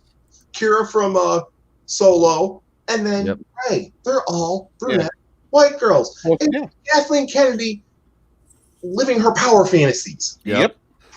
That's it. That makes sense. And everybody going, oh, yes, Kathleen, thank you for hiring us. We're so going to do this. Slay and queen. Do you mind if we put a feminist robot in here? Do you mind if Lando is pansexual? All this craziness that doesn't need to be there. Just create Star Wars. That's part of Star Wars. Got shot. So you're telling me the theater that I was with laughed and that droid got shot. You're telling me that Lando Calrissian, motherfucking Billy D. Williams, hello, welcome to the cool side of the pillow. Billy D. Williams, Colt 45 is this motherfucker wears a cape, right? He's smooth. This dude is a player, and he's got to bang a droid. He can't pull Twi'lek ass. Like, come on, man. They make it work. They make it work. When I watched it. That was the most boring. Like, I was bored watching that. I was like, first of all, why do they have a goddamn vampire worm that lives underground in a glass house? Who came up? Opie, did you write this shit? Was this you, Opie? Motherfucker, come here, you little bitch. The thing is, like, something else that bothered me about Solo and Lando Calrissian, he was already writing his memoirs. Yeah. This is a decade before Rebels, and Lando was slinging in Rebels. It's like, this makes no continuity sense. It doesn't. And pages on, maybe a year or two older. He's not writing his memoirs. He's in his head. You can see flashes in the pan from Disney Lucasfilm. Like, I'm pretty sure that there are people at Disney Lucasfilm who actually love Star Wars, are invested in it, don't want to put themselves into it. They just want to create good Star Wars. They probably have to be really quiet and say the right things in order to keep their job, which I'm hoping is the case with Filoni, but I don't really have any faith in Filoni. Like I said, Phalon, You know what I said. Go Oh ahead. yeah, I know. We had that discussion. We'll probably have that discussion again on Sunday too. But there's flashes in the pan that I see, like in Solo. There's moments where I'm like, okay, this is acceptable, and then it's just crushed by something else. Same thing with Rogue One, which is my favorite of all the Disney Star Wars, because I isolate them. They're in a whole other room than Star Wars. But Rogue One's one of my favorites. Although I don't like how they rewrote some, basically they basically presented characters from the expanded universe, gave them a slightly different name, and then gave them their story arcs, slightly different, and said this was original. It's not. Why did you get rid of the EU? It doesn't make sense. Yeah. But I see that there. I see that there is creativity there somewhere, but it's bogged down by an agenda. And until you get rid of the ideologues. Go ahead, brother. Now you got Kathleen Kennedy coming out of those couple of weeks ago saying, we need to step back and really take stock that there's 25,000 years of mythos and really take it on. I'm just like, what? That just means you're going to do an Republic movie and fuck it up. She needs to be taken out to the desert in Tatooine and pushed off Jabba's barge. All right, that's what it is. Yeah. She's got to go. She's a moron. We don't have any movies or stories or comics or whatever the batshit craziness that she said. Kathleen Kennedy's got to go. And the problem is that it's not just going to be Kathleen Kennedy. It's going to be people like Ichi Baka just did an article today from a woman who's a junior producer at Lucasfilm. She is taking the whole Gina Carano backlash, and she is turning that into a fundraiser, using The Mandalorian as a platform, a fundraiser for some trans law protection group, whatever. Now, if you want to give your money to a group that supports trans people, that's fine. Whatever. I ain't got no problem with trans people. What I do have a problem with is that, again, very blatantly, not only do we have a person working at Disney Lucasfilm who is calling Gina Carano transphobe or whatever the hell they're calling her right now, attacking someone, an actress working in that house, but also using The Mandalorian as a platform. Like, you have any momentum that you had for The Mandalorian season 2, you are now taking away from that as you espouse more rhetoric and use Star Wars as a platform to espouse your propaganda. Not only attacking Gina Carano, they're also attacking the woman who's playing Ahsoka. It's your favorite. Oh, Rosario Dawson. Yeah, they're coming after her too, calling her transphobe just because she won't put pronouns. They bulldogged her on Twitter until she came out and said she's bisexual, which is funny because she's heterosexual and married to Cory Booker. But I guess if I was married to Mr. Potato Head, I might want to bat for the other team too. I'm just saying, get them off her case. It was basically running cover. It's like I'm literally legally married to a man, heterosexual, but you know what? I'm bisexual. Just leave me the fuck alone on Twitter. Well, the thing is, you're right, and it's a shame that she had to use that. She's using that as a shield. And secondly, you have a lot of people out there that are just like, gay is in. It's not just regular gay, like special kinds of gay, gender queer gay, like all these weird different kinds of newly invented gaydom that we don't really need, because it's always been around. The people are just different, all right? And it doesn't matter what community you're in. We're not all uniformly made. And certain of the older gay groups are getting kicked to the curb. Yes. Hey, why not? We've been here since day one. I had this conversation with my mothers. All right, they've been married for 6 years now. They've been together for 30. And I was talking about LGBTQ, RSTUV, and they were like, "Look, we already won that fight. We were able to become a couple. We're under the eyes of the law. Like, we won that fight. I don't know what this rainbow flag stuff is. I don't know what these acronyms are. I don't want nothing to do with that. They don't represent me." That's old school. You ever talk to Kiri Howard? I did a live stream with her, and she's just like, I don't get all of this. I'm transitioning, and I don't need any of this crap that they're trying to sling about trans people. Yes, and hail to Kiri Howard. Go check out Kiri Morning's YouTube channel. She has also added, her words will be in the Fandom Menace Volume 2, because she won't be their shield, Geoff. She won't be a shield for these people or a weapon. She's just like, look, I'm transitioning, like it, don't like it. And I was just like, hey, life, liberty, and pursuit of happiness. You're not even American, and I'm going to grant you that, right? It's like, as long as you're not hurting no one. Right. Do yourself. Right? If you're not hurting anybody, you're allowed. God, could you imagine the nightmare that it is to have gender dysphoria? That sounds like it's be a nightmare. I don't want to come down on those people. They have enough. They have enough. But Steve, you know what really sold me on Kiri? Is I shared the story with her. I found this story, off topic, of a juvenile jail because this kid had, anger issues. They prescribed him heavy doses of estrogen to the point where he grew. Oh my God! Like they. Oh, I remember that. They like tortured this kid, and like he started suing them. He's got mental problems now. He has to get surgery to get those removed. I shared that with Kiri. It's like, look what they're doing, and she's like, "Oh my God, that is torture." That's good. Kiri's common sense. Because Kiri's a good person.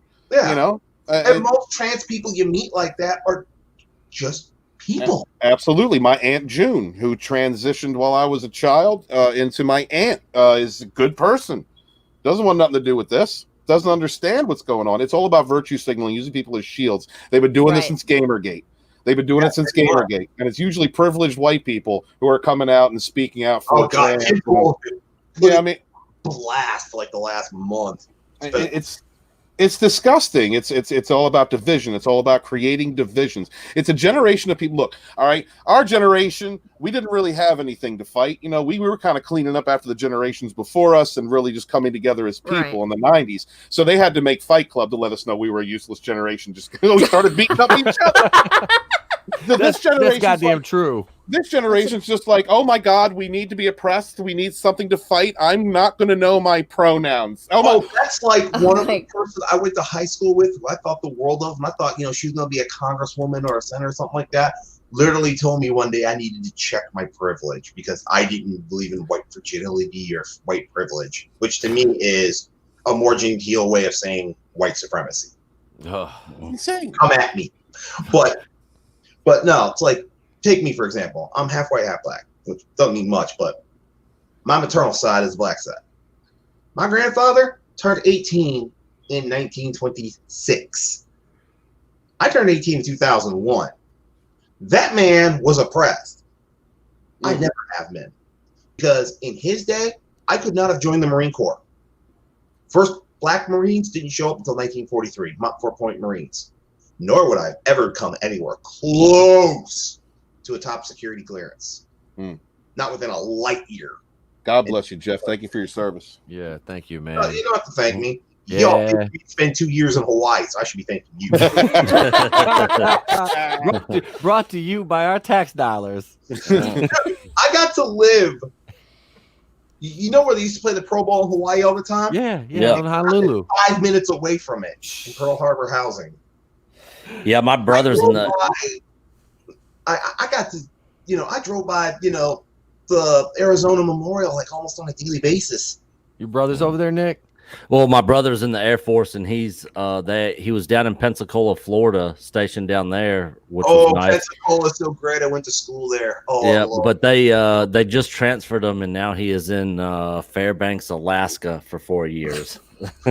Fairbanks, Salvador. Oh hell! But so while we're on this topic, I heard the word transphobia come up. We're gonna talk about Gina Carano a little bit, and because this rolls right into that topic. And I'm sorry, but I tweeted right before the show about this. And is Gina like the queen of the fandom menace now? Like, is she like? She's not a Disney princess. She's just the baddest bitch out there. Like, seriously, like, right? Gina is queen of common sense. Yeah, dude, she's amazing. Like, my hat. I haven't shaved my head in a while, but my hat is off to you, Miss Carano, because you are truly like just not bending the knee, and I dig that. Everybody in Phantom Menace has just been praising her.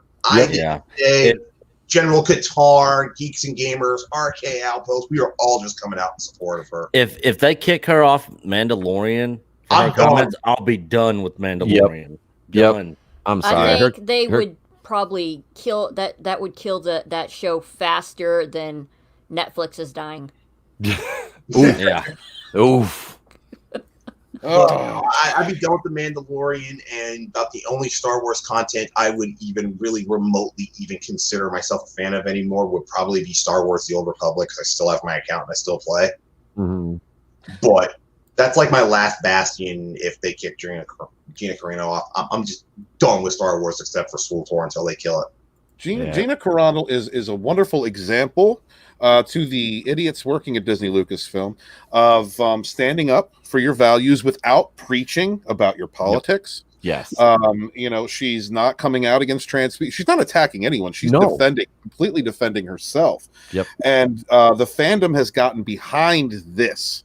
This is the part of the fandom, the majority of the fandom, in my opinion, that has been against your rhetoric for the last several years and the way that you've run this company. They're now standing behind somebody, a symbol, an actor within that's working for your company.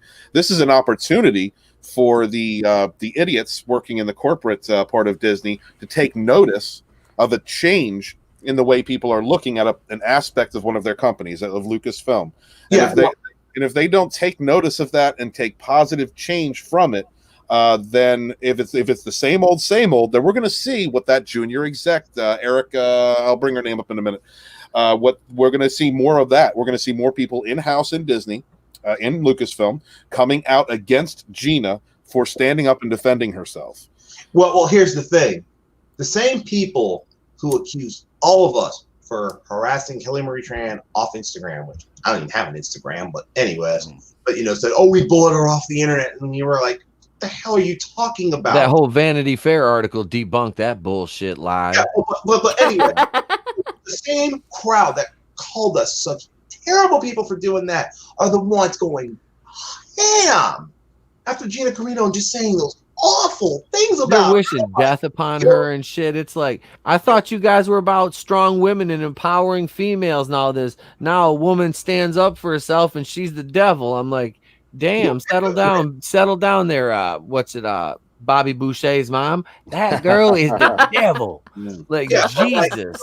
But my boy General Katarn, like, if you haven't seen his video today, I watched it. Do it, because he laid it out. It's like, these guys are just freaking hypocrites. Yep. Oh yeah. You're the same people who demonized us for Kelly Marie Tran, but you're the ones who turn right the hell around, just attack a woman just because she doesn't fit your narrative. Yeah, she's not lockstepping. Yeah, so this woman, Emily Shokus, she's a junior creative executive at Lucasfilm. She identifies as non-binary. She released an official statement. I'm not going to read the whole thing, but I was going to read a couple parts. But one of the parts is, recently the hype around the second season of The Mandalorian has been colored by the unfortunate ignorance of one of our major castmates. Their rhetoric included, amongst other things, the dismissal of pronoun importance, particularly in the trans community. That's all gobbledygook bullshit. But basically, she says, as a loving, inclusive Star Wars community, we encourage everyone looking forward to the upcoming adventures of Mando and the Child to help out our neighbors in the trans community by supporting this GoFundMe. Yeah. So give us money because Gina Carano is mean to trans people, basically. Yeah, and she's basically saying, like, the dismissal of pronoun importance. The only importance is that you need to seek a mental health professional. That's the important thing here. I mean, This is what I said about pronouns. Yep. If it makes you feel good as a person, and it makes you feel strong and empowered and all that, by all means do it. You be you. You're right. But you don't get to impose your will upon me and call me a terrible person if I don't do it. I don't validate others' mental illness. I'm not doing it. Right. This one guy on Twitter said, "Well, are you going to, support trans people and put your pronoun in?" It's like, and I replied to him, was like, maybe some people just don't give a shit. Maybe some people don't give a shit. I don't think the majority of people don't give a crap. Now, look, the reason that they're bringing this issue to the forefront is because they got so much heat from the for bringing up the bathroom debate. That's that Fox debate. You know what I mean? You're talking about less than 1% of the population, people that have enough problems trying to fit in and feel good about themselves. There's a very high offing yourself rate in that community. So leave them alone. Stop using them as shields. Secondly, there are many people in that, through either religious or personal beliefs, are not going to accept that you can be a transformer, that you can transform from male to female, no matter what, every genes included, whatever, and pick new pronouns. There are people that just are not going to accept that. But what we can do is come to a common sense point of respecting one another. And because Kiri is such a good, nice person and came to me and said, I am a trans woman, or, she's transitioning, I have no problem using the pronoun she wants me to use. I have no problem referring to her as a girl. I have no problem referring to my aunt as my aunt. I have no problem referring to anybody who is going through that kind of a trying time as the pronouns they want to be told. Now, If you tell me I have to, Yeah. you tell me I got to kneel, I have to capitulate, then hell no, brother. Yep. I'm going to call you for what you are. Yep. And that is the thing. We cannot deny freedom of speech. We cannot deny freedom of speech to people who are out there defending cuties. I want to know where the weirdos are, front and center. Yep. I don't want to deny free speech to anyone. This is very important that we do not allow the castration of our language. Because no matter what you believe, you should be allowed to say it. And I should be allowed to call you out for the craziness that I believe it is. Mm-hmm. Absolutely. You see people. What's happening to Gina right now? She's a lightning rod, and the reason you have a lot of people standing up for her is because we've needed this. Yeah. And it's not that she's acting heroic; it's that she is not bending the knee. She is not allowing people to bully her. She's not allowing the social justice mob to change her opinion and her perspective. She is standing up for her beliefs. And like I said, I don't know who she's voting for. I don't know who she sleeps with. I know she has a nice Instagram, and we got to see them nitties once, which is real nice. Thank you, Gina. All I know is that as far as I can tell on the internet, on the interwebs, we have had just the same MO that we have dealt with, that people in Gamergate dealt with, that people in Comicsgate have dealt with, and now people in what Ichibaka calls Geekergate, or the Fandom Menace deals with. Constant online harassment, targeted harassment and bullying and forced coercion to capitulate to an ideology that some people don't agree with. I'm not saying you don't have the right to question your pronouns, for God's sakes. But when it comes to ordering others, demanding others capitulate to your belief system, that is fascism. That is exactly what you have been accusing everyone else of that doesn't exist in your bubble. That needs to be fought. Gina is an example of how to stand, and it's especially someone in that community in Hollywood where we rarely have people that come out and stand up. We got Script Doctor. He has to keep his identity a secret. He's got to keep his identity a secret because he still works in Hollywood and he could be denied work. Thank God we got people like Cameron Pasha who are just coming out and just saying it. And the shame of it is that the only reason Cameron basically is allowed to give his identity away is because he's not white. And that's where we're at this point. Oh yeah, if he was white, he'd have issues. He wouldn't be able to openly say what he says, on all those the shows and everything. Or it's like Terry Crews a couple months ago got crucified. Oh yeah, that's saying common sense, right? And imagine how hard it was. We're off topic, real quick. How hard it has to be for a man. Most of us here are men. We have, we have a certain belief. We have a certain ingrained image of what we are as men. Imagine how hard it is for a man of that size to not only have to admit that he was basically sexually assaulted by a Hollywood producer, come out and have to say that, but then have to stand up against this hate mob for speaking common sense. Yep. Yeah, and he's been, he gets called all kinds of names too, which is like, and he seems like he's one of like the most down to earth, just like cool, like, like a real person, he's not like one of these Hollywood like sycophants, that's one thing I admire about him. And they just, like you said, they attack and they crucify him. It's like they chip away. It's like they keep chipping away at the foundation a little bit until the knee finally bends, It is a loud, toxic minority of people that are supported by the wealthy elite who are completely disconnected from the working class. Yeah, that's all it is. Hey guys, listen, I gotta bounce out. It's my time, and I gotta be up at 5:30. So, brother, you have a good night. Hey, go over if you haven't subscribed yet. Subscribe to Geoff the Ironwolf's channel. He released a fire ass video this morning. Check him out. And I just, videos like that, I'm just rolling down the road. I've got a headset. I got nothing to do for 2.5 hours, but dry. So it's like making a phone call. So it's like, screw it. Beep, beep. Okay. I thought, go. Well, I appreciate you coming on, bro. Jeff, good streaming with you, man. Take care of yourself. Hey, we got to do this again, Mr. Walton. Absolutely, and thank you for putting me line 1 in your book. I saw that. I was like, oh, that's so awesome. Man, you're an OG, brother. I look up to you, man. It's been a pleasure to stream with you. Y'all have a good one. I'll catch you next time. You too. See you, Jeff. All right. So, the whole, like I said, the Carano situation, this is, it's just to the point of absurdity. Oh God, get out of here, Ryan. Damn it, you son of a bitch. Let's see here. There we go. We'll go with that. That's more fitting. That's my there's my mans and them. But no, I love to see that Gina Carano is standing up to this bullshit and not bending that knee. And like I said, it speaks, like Steven said, it speaks to the hypocrisy of that side, because it's believe women, trust women, protect women, lift women up. A woman speaks your opinion. It doesn't lockstep with the sycophant.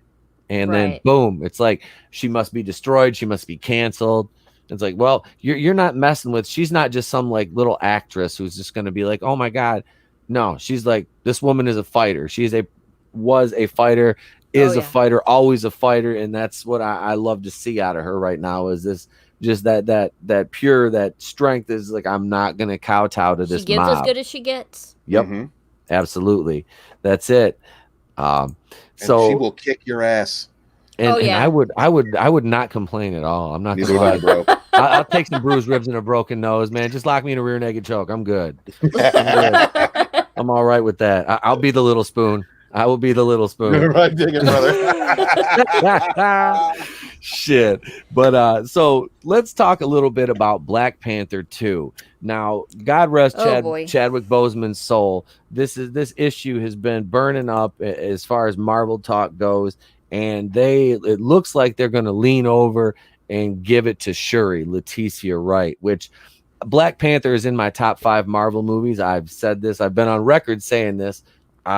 Despite the movie's problems, I love it. And like I said, Black Panther's a kick-ass character. I just do not see Leticia Wright, Shuri, even though they did it in the comics and she had that whole arc with Doctor Doom. I don't see this working. I don't see this working. Unfortunately, it's too soon. If they wanted to make it work. Yeah. And they've been put in a predicament. So, I've had to weigh this situation in as far as the film, with the fact that Chadwick's no longer with us, and that they knew that was coming. So that's why they were pressing the change into Shuri. Mm-hmm. I don't think that character has the ability at this time to carry it, because all we've gotten from her so far is that she's better than everyone else. She's the bestest ever at everything. Where people are tired of those characters, and I think that she could be more. I think she should be a more likable character. Maybe in 2 or 3 films they could have done this, but unfortunately they don't have the time to do it. I don't know how they're going to approach it and make it healthy for the franchise. I do have a few suggestions on that. They would have to do a lot of character development. Like I was saying, there would need to be several films that she could cameo in, or at least you get to see on-screen development. I think that would really help her case, at least, as far as becoming the new Black Panther. And I actually had this discussion on Chris Knight's channel about how they could say that the King's disappearance could be explained, and he's gone on a mission for himself, and he leaves the mantle for his sister, because I haven't seen it, but it's what I figure could happen. I've got a strong feeling that they're going to go the route of basically mirroring what happened between T'Challa and his father. Yep. And then they're going to send her out on a mission, kind of like the Winter Soldier. They're going to try and recreate Winter Soldier, is what I think they're going to try. Oh, jeez. Now, if they don't do it beat for beat, and they change the themes just a little bit, I think that they might succeed. But Shuri's going to have to be not as ultra awesome, bestest ever. Yeah, she can't. It won't work. But they will. Oh God, I know, Nick, and I don't want the Mary Sue. What did you have, Nick? Because this terrifies me. It really does. Yeah, I wish Killmonger wouldn't have died in the last movie, right? And I would have loved to seen him change his ways and become the new Black Panther. If Michael B. Jordan would have been the new Black Panther, I think that would have been awesome. He could carry it. 100%, 100%. Nick is spot on. A redemption arc is exactly what they could have used, and it would have endeared, because Michael, like I said, Michael's a good actor. Yes. It would have endeared people to him, and he has the acting chops to pull something like that off. Good job, Nick. That's a good idea. Yeah. Especially since they do seem to love their redemption arcs with a twist. Look at Loki. He had a somewhat of a. He did. I love Loki. They used him too much, but I didn't care. It was a guilty pleasure. You're right. Hell, Yeah, Loki. That's the thing is like they use Loki a lot, and it's like Tom Hiddleston though he makes that role so likable, and that's the thing that we really lacked. And speaking of likable characters, that's the thing we lacked with Shuri was she was very abrasive in Infinity War and Black Panther with her all the colonizer stuff. And I understand, but it's like at the same time you want people to like. You want this character to be universally loved, you know. You're trying to endear her, so don't do things that are going to make polarize her. You know, in the I eyes just of your realized audience. something. We were talking about Loki, and I was like, Loki's time travel thing. They could absolutely They bring. could bring Killmonger back. Yes, they could. Right. Right, yeah, they could absolutely. And like J Money J just said in the chat, Shuri is a likable character. She needs to put about 18 pounds of muscle and fight training more of ASAP. Like, yeah, look, I'm not saying it wasn't that she wasn't likable. I agree with that, J Money. I just think I'm just so tired of the trope. Like Banner shows up and she knows better. She knows more than anything than him, and it's the way that they've introduced the character. Like I liked her in Black Panther. I kind of liked her. I'm a fan of that movie. I just think that if you do business as usual while presenting her as the next Black Panther, if they don't do some serious work on her character arc to make her more endearing to people, then it's not going to end well. Like that's how I see it. Thank you for the comment, J Money. I'm sorry, I didn't mean to do that. Did I derail everybody? My bad. Fallon, I didn't do it.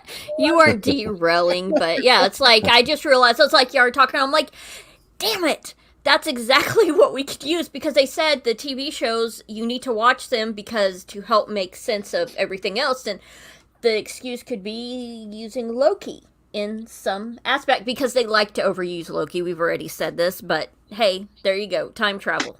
And they screwed up the timeline, so there you go. Well, multiverse of madness, guys. Yeah, and if they're doing the different timelines and the different universes, I mean, that's just more of a perfect reason they could bring Michael B. Jordan back. Yeah, exactly. He could come from the timeline that old Steve Rogers is from.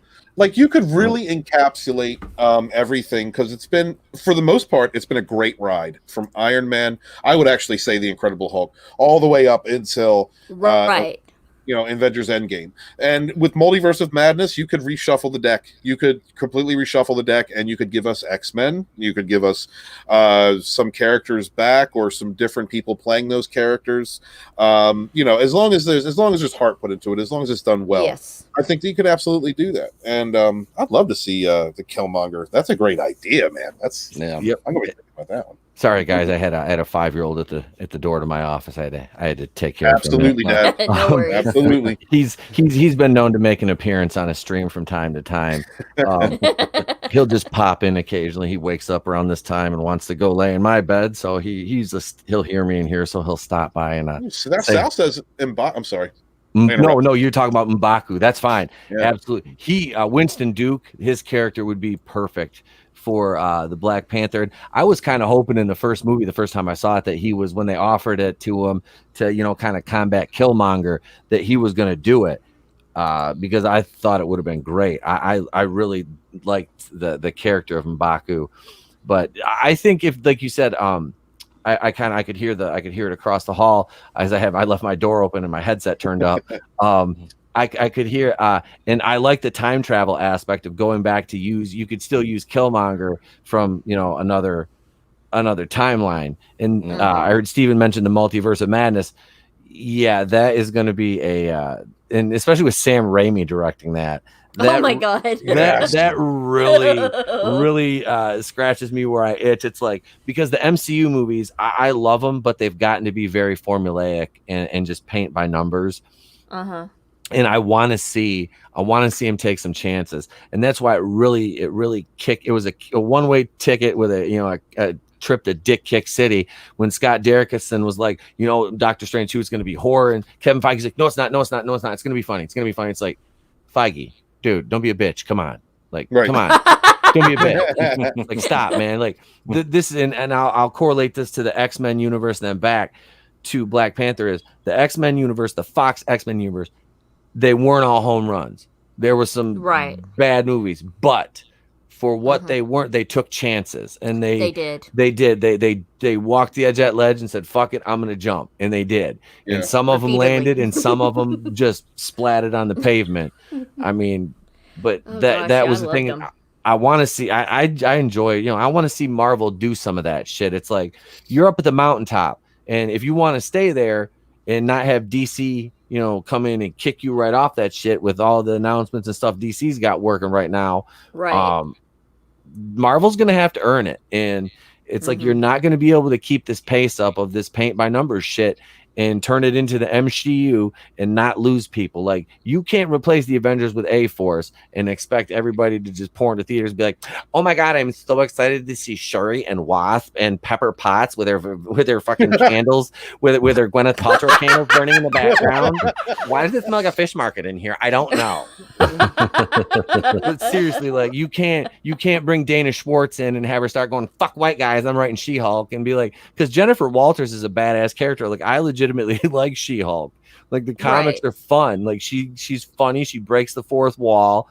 And then, you're going to bring in some like hack intersectional feminist who's like, my first mission as the writer of She-Hulk is to say fuck men and fuck South Park. It's all that's wrong with society. It's like, just write the damn show. Just do the show. Like, make the character good. You know what we need? You know what we honestly need?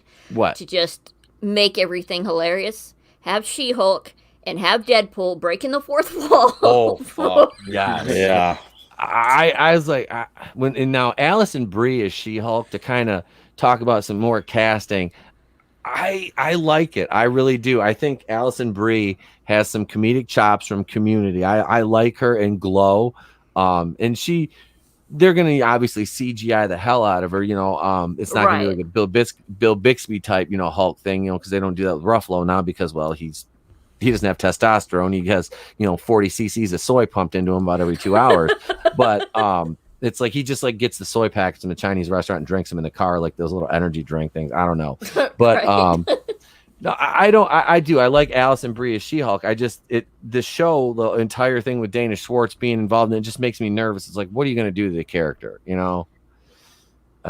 don't know. Kill it. She's going to have a Twitter with her pronouns on it. That's going to happen. Wouldn't be surprised. Yeah. Hate tweeting Gina Carano. Oh. It's going to be awful. She-Hulk shows up on the fucking Mandalorian to try to teach Gina Carano a lesson about being fucking an ally or some shit like that to the tease. Are they going to connect Deadpool to the Disney universe? Because Gina Carano could always reprise that role. It's not looking like it. Like they are. I did a video on Deadpool 3 a little while ago, and it was kind of like it's up in the air, but they're not going to be able to do what they did with it in the Fox universe, because Feige's not going to let him make an R movie. He won't do it. No, he wants to go with his formula. Yep, he's scared. He's afraid to. He's afraid. Like I said, man. Larry Hoover jumped off the mountaintop and turned into a golden eagle. Kevin, don't be a bitch. Make a damn movie. Break that mold, man. Come on, man. You've won. Like you won. You made 22 movies in the Marvel Cinematic Universe. That's right. We only recognize 22 of those bitches. There's one of them that doesn't matter at all. I'm just saying. If I'm lying, I'm dying. Most boring movie ever. I actually got a question that maybe you guys might can answer. Yeah. When they bought 20th Century Fox, did they buy just the properties that they owned, or did they actually buy 20th Century Fox to where they could still put movies out under the 20th Century Fox name? They changed the studio name to Spotlight. Yep. Well, then in that case, why don't they just let them do those movies under that name and not under the Disney name? Because Kevin Feige is like Vince McMahon with this shit. Yeah. If it's not his, it's garbage. It doesn't exist. He doesn't want to hear about it. He doesn't want to think about it. He doesn't want to see it. That's why they put all those movies in the vault. Yep. That is Feige is Vince McMahon. He's a megalomaniac, and I mean seriously, like he's the man is he's talented. I'm not denying that. I'm not taking that away from him or his accomplishments. But at the same time, it's It's to the point now you can't keep this continuity up. I mean, you know, they reboot comics for a reason, you know, every so often. It's like you did it. Okay, now, you know, you could wipe the slate, but they have a lot of arcs that are still out there. So that need to be finished off. Yeah. Yeah. And that's, you know, good job for not finishing, Feige, you dick. But seriously though, I mean, there's a lot they could do, and bringing the multiverse into it, I think will help with that. But I don't see how long you can carry it on, and especially with, I mean, there's a lot of stuff. I'm still, like I said, I really still want to see Doctor Strange too. I'm gonna go see Black Widow. The Eternals, I really have no interest in whatsoever. But we'll review it just to review it. I will. I'll wait till it comes out, or I can, you know, sail the high seas and watch it or something. I'm not going to pay to see it in the theater. Did any of you guys see New Mutants? I went to see it opening night. Okay, I haven't seen it yet. I haven't seen it. How was it? I was like, I want a sequel to this, and we'll never get one. You know, really? There was worth issues. Watching then. Oh yeah, it's definitely it's a fun movie to watch. The only, like I said, the only sad part is, you know, they're never going to do anything else with these characters. Does it feel like it's in the X-Men universe? Yeah, I got that. I got that vibe to it. They reference the X-Men in it, which is like, it seems a little ham-fisted, but to me, with the characters and the tone of it, it kind of fits in to the general flow of the movie. There's, you know, you've got, I'm gonna slight spoiler alert. There's like a kind of a lesbian thing between Morningstar and Maisie Williams' character, which.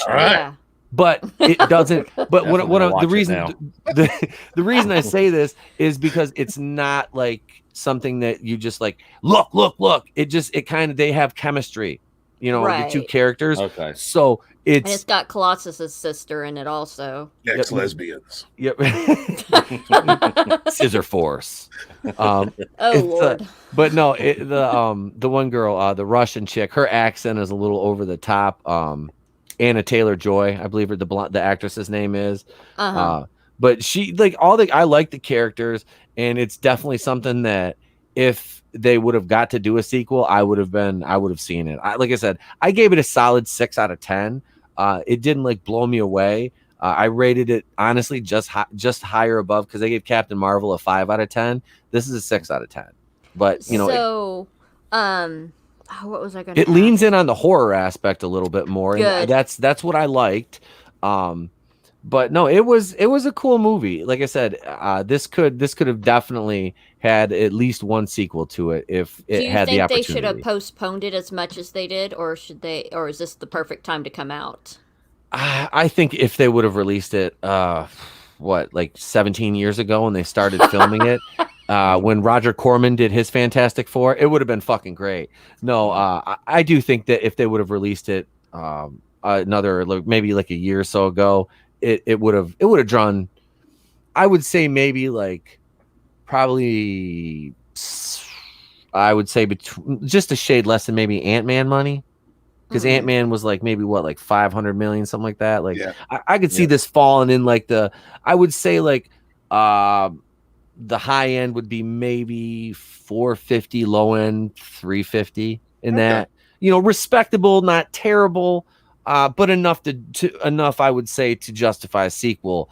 Because I don't think the budget was like astronomical on this. I don't know, but like I said, they filmed it for 37 years, so I don't know. They've been filming this since I seen Return of the Jedi in the theater. These actors are all on Social Security now. That's what manliness said.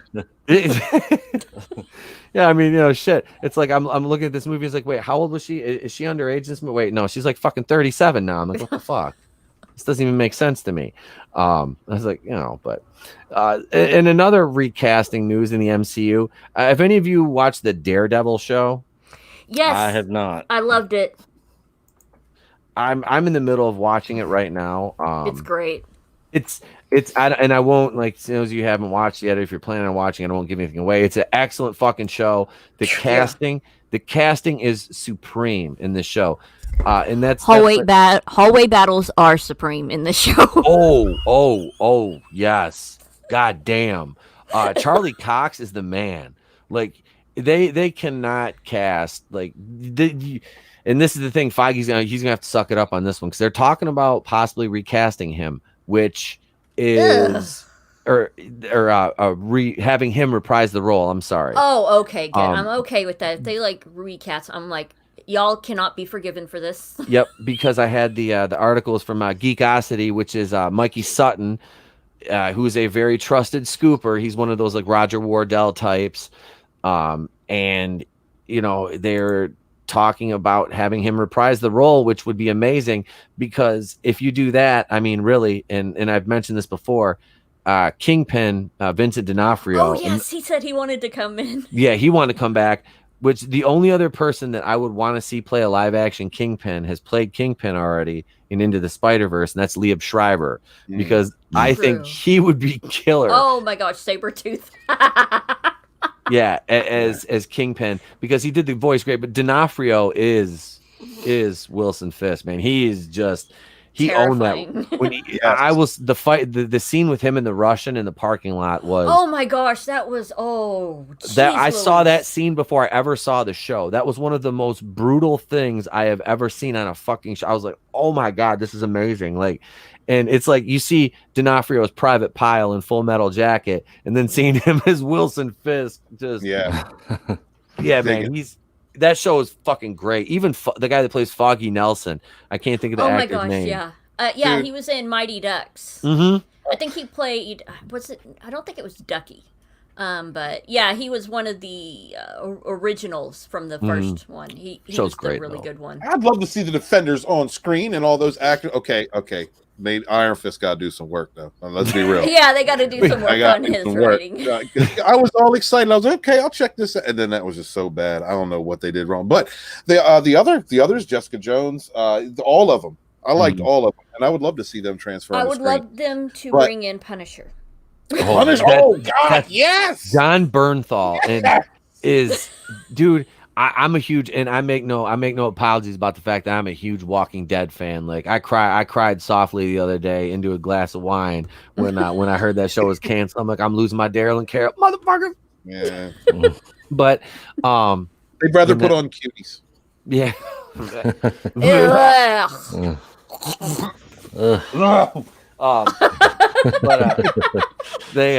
no, man. I just lost my. You said mention cuties. I just lost my goddamn. We're talking about. Dog killed me. Talking about Punisher, Daredevil, with John Bernthal. Yeah. John Bernthal, man, that dude is so intense. Like that scene in season 2 of The Walking Dead where Shane opens up that barn and all those when he gives that like monologue, about them being safe, and he busts that barn open and they dust all those walkers off. I'm just like.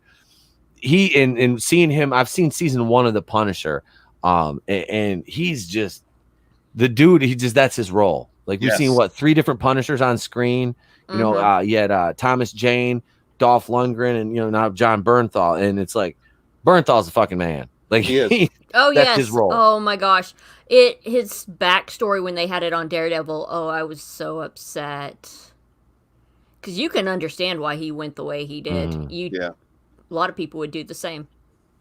It was so well acted, well written. I mean, okay, some of the series were better than others. Some of the stories were written better than others. But all together, especially in Daredevil, you had just people who really loved this production, who put everything into it. And you can tell from the care given, from the writing to the sets to the actors, the dialogue. This is something that deserves an on-screen presence. I think that would bring a lot of people in if they would do that. Because I know they had mentioned about wanting to bring in Cox to play Daredevil for the next Spider-Man movie because he was going to be Peter's lawyer. Yep. That's great.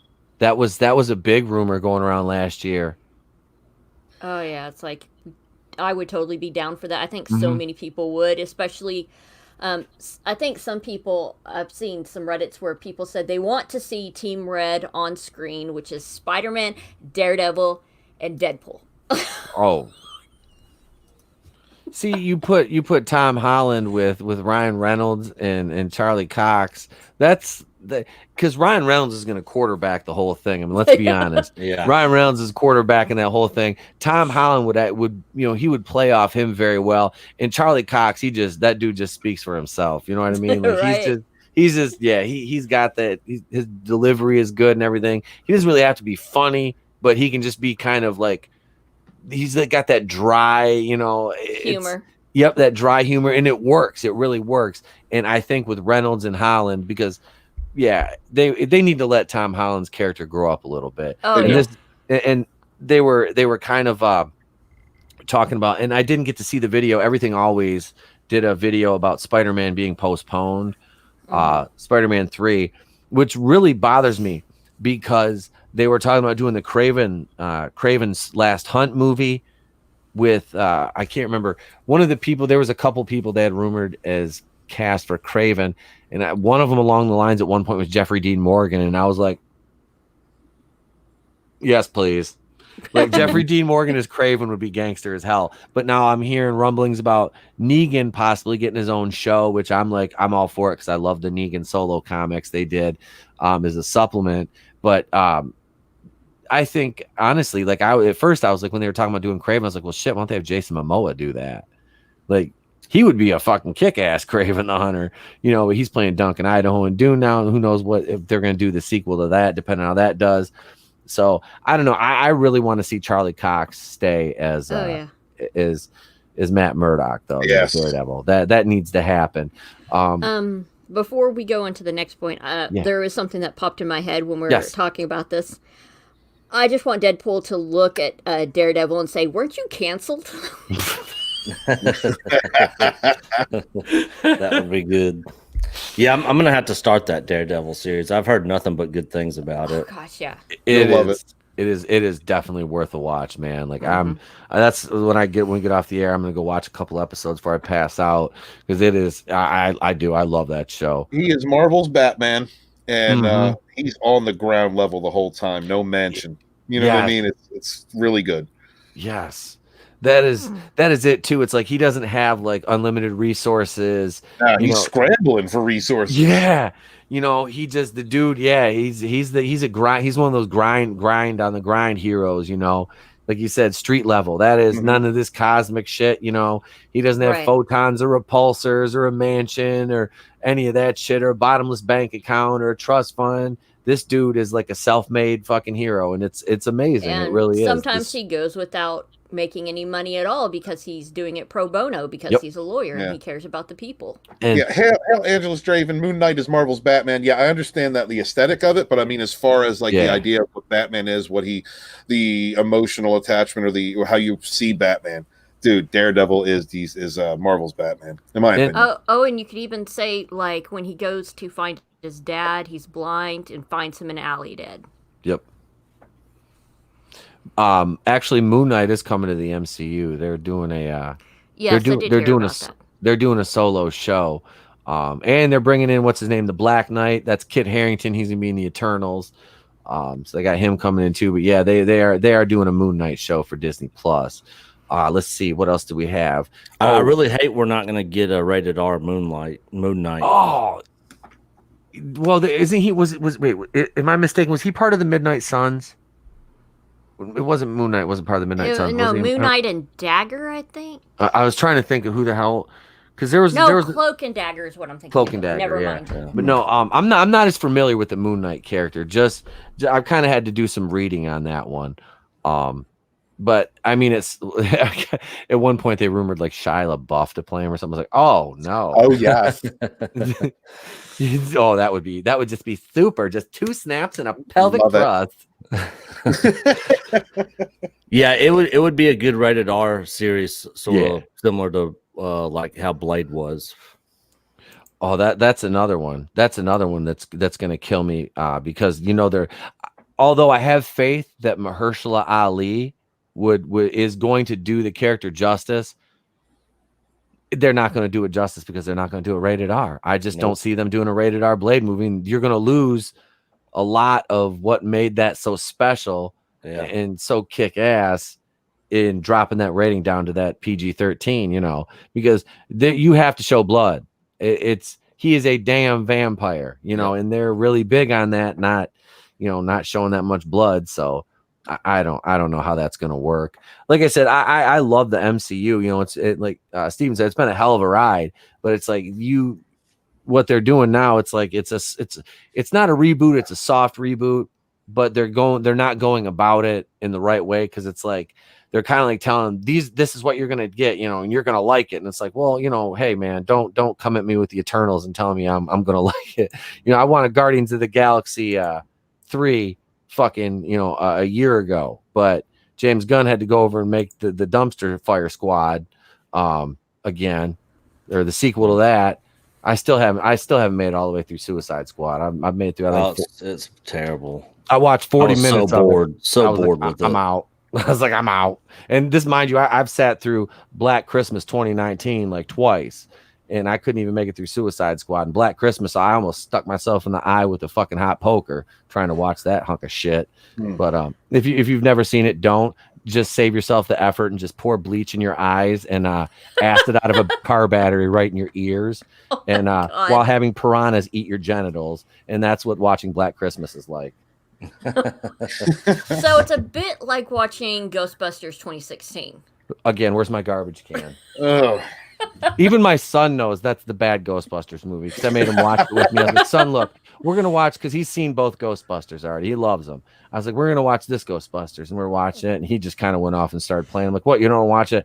I don't like this one, Dad. I'm like, neither do I, son, but I was thinking about doing a video on it, and then it's like I made it halfway through the movie. I'm like, I've already seen this. I can't do this. I can't subject myself to this anymore. I don't want to see Chris Hemsworth make a bunch of cops dance at the end. I'm like, this is a dance number. I'm like, really? We end this with a chorus line? I'm like, come the fuck on. And worse enough, the lead cop was the doctor from The Hangover with the old man in the emergency room in Vegas. Oh, yeah. I can't think of the actor's name, but yeah, I know who you're talking about. So we're going to talk a little DC for a minute here as we're wrapping it up. The Flash, the forthcoming Andy Muschietti movie, is possibly going to reboot the DCEU. This is said to be centered around Flashpoint. So do you think it's a good idea to reboot the entire DCEU? Or, I mean, are they going to, they're going to use stupid move. I don't think it's like you said, you've got momentum going with Shazam, Aquaman, and Wonder Woman. I mean, you know, you're getting Michael Keaton to come in. You got Ben Affleck coming back. You know, you've got Gal Gadot possibly making an appearance in this Flash movie that you've been working on for, again, like New Mutants, like 75 years. This movie started before World War One. I mean, I don't know. You know, this. I think they just need to fix what they got. Just fix it and move forward. Keep moving forward and fix it. Yeah. Yeah. And I don't like Ezra Miller as Flash, honestly. I think a lot of people don't like him. Since they're, I mean, is Ezra Miller going to have to choke a bitch? I mean, really, like, how can Ezra Miller go Wayne Brady and get away with it when he's a little white dude? Because is it because he wears dresses? I don't know. I mean, because he's confused. He's gender something. He's gender. Is he non-binary, or is that what he's one of those special gay things? But I don't know which one. And the reason he chokeslammed someone is because he was explaining, all right, the trauma he went through as a child, being whatever he is. Okay, that's why he. Good Lord. What they should do is they should cancel the Flash TV show on the CW and move Grant Gustin up through the multiverse. Yes. Yes, that'd be awesome. And because Grant Gustin is a great Barry Allen, he's a great Flash. He is the everyman that embodies that character. Let's see. Wait, Mad Mardigan. Hey, everyone. Hey, Mad Mardigan. Hey, Mad. Hey, Mad. Welcome, sir. Hail to thee, sir. You can also give me that Killer Frost. I love that Killer Frost. Oh, God. I'd love to see her on screen, man, with some cool costumes. And let's see. Michael Brent says, will the fans been wanting to reboot the entire DC for a while? I wanted for a while since Justice. Well, that's because Justice League was a Frankenstein's monster of a film, which we're finally going to get rectified with hashtag the Snyder Cut, baby. Yeah, that's a win. That's a win for the fans. Yes, it is. Big time. And this is why I don't think you need to reboot the DCEU, because the Snyder Cut is kind of going to do that, honestly. And Aquaman, but they're considering it a standalone. It's not going to affect the universe. But like you said, they could just change their minds, because they do that all the time. Yep. Especially if it blows up and it gets a real huge positive response from people. It makes a lot of money. And they're also got Flashpoint that they can use as a reset button, just like the Multiverse of Madness. And I think we're going to cover something about that at some point today. I think it was in the email you sent me. Yep, that was it right here. Let's see. I will share this article. This is I'm gonna copy this and I'll share. This is from Mikey Sutton's site, Geekosity, and yeah, I looked at that and they were talking about that Flashpoint movie, which is supposed to be due out in 2022, and it's like I said, I would just cancel the TV show at this point and use Grant Gustin, man. Write Ezra Miller out of there, kill his character off, and then just you've got your new Flash, and it's not the Flash that chokeslams women because he's explaining his traumas to them. But this is Justice League. Sing to him. And sometimes you just gotta, I wasn't mad at what's that beautiful young lady's name that plays Iris West, Candace Patton. Yeah. I was never mad that they race swapped Candace Patton's character either, and I really felt bad. She got a lot of hate for that. It wasn't her fault. Oh yeah. I let it go. I liked her. Yeah, I'm in your camp. I just kind of let it go. Yep, I did. I was like, I'm not willing to fight that battle because it really doesn't matter if they're black or white. It's like the fact is they grew up together like brother and sister, and they're still hooking up, which is still a little bit creepy to me. And the guy that plays her dad, I can't think of his name. He's great. That's a great character. Yep, well, he's great as Joe. It kind of fell off after season 3. The show went to shite. It did. Yeah, kind of fell off. Let's see. We got the Justice League will be back in a flash. As I reported several times in the past few months, AT&T is adamant about retaining the DCEU. This too has been stressed by The Rock to corporate heads as his Black Adam film is set to detonate in theaters in late 2021. I am looking forward to that like no other, man. Oh my God. Aside from the Snyder Cut finally being released on HBO Max next year, the fate of Justice League hasn't been publicly revealed. According to an anonymous sources, the Justice League will be reborn in the upcoming Flash film. How the team will look remains a question mark. The Flash, as played by Ezra Miller, is among the returning members alongside Henry Cavill as Superman, good.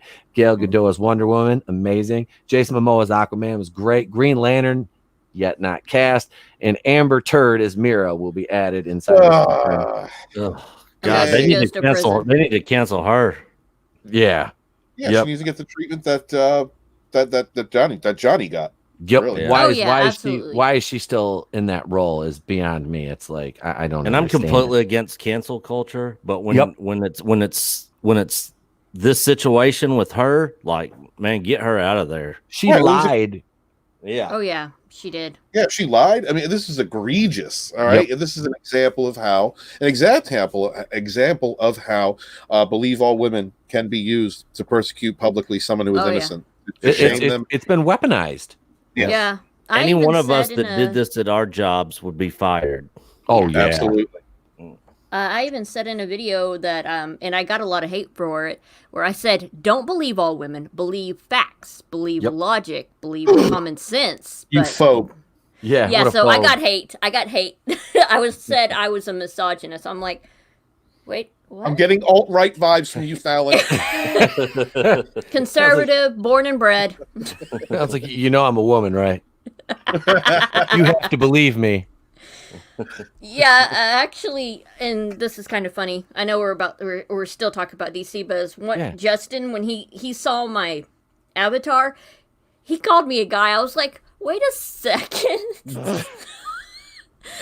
I always bring that up on Prosper. Maybe he genuinely didn't know. It's 2020. I have no idea who's who anymore. Well, yeah, exactly. I identify as Leonardo DiCaprio in the meme from Django, just laughing all the time with a glass of wine. You should probably change your avatar then. I will. I'll change it back. Let's see. Let me run through this. Although who's missing? Ben Affleck will suit up again as Batman in the Flash. Thank God, because I love Ben Affleck as Batman. Even though he's rumored to have been on the Lolita Express, which really hurts my soul. Oh. His future with the Justice League is murky at best. There have been discussions with him directing his Dark Knight movie for HBO Max. Yes, please. As I leaked in the past, beyond that, it's uncertain. And the Flash flick, serving as a soft reboot for the DCEU, could write him out of continuity, passing the torch to Robert Pattinson. Words are hard, ladies and gentlemen. I ate a lot of edibles earlier. Despite reports of his upcoming Batman movies set in its own pocket universe, AT&T wants to see Pattinson and Cavill team up for a world's finest adventure, developing a much less hostile relationship than what was displayed in Dawn of Justice. Let's see. Then there's Ray Fisher as Cyborg. We all know what's going on with that situation.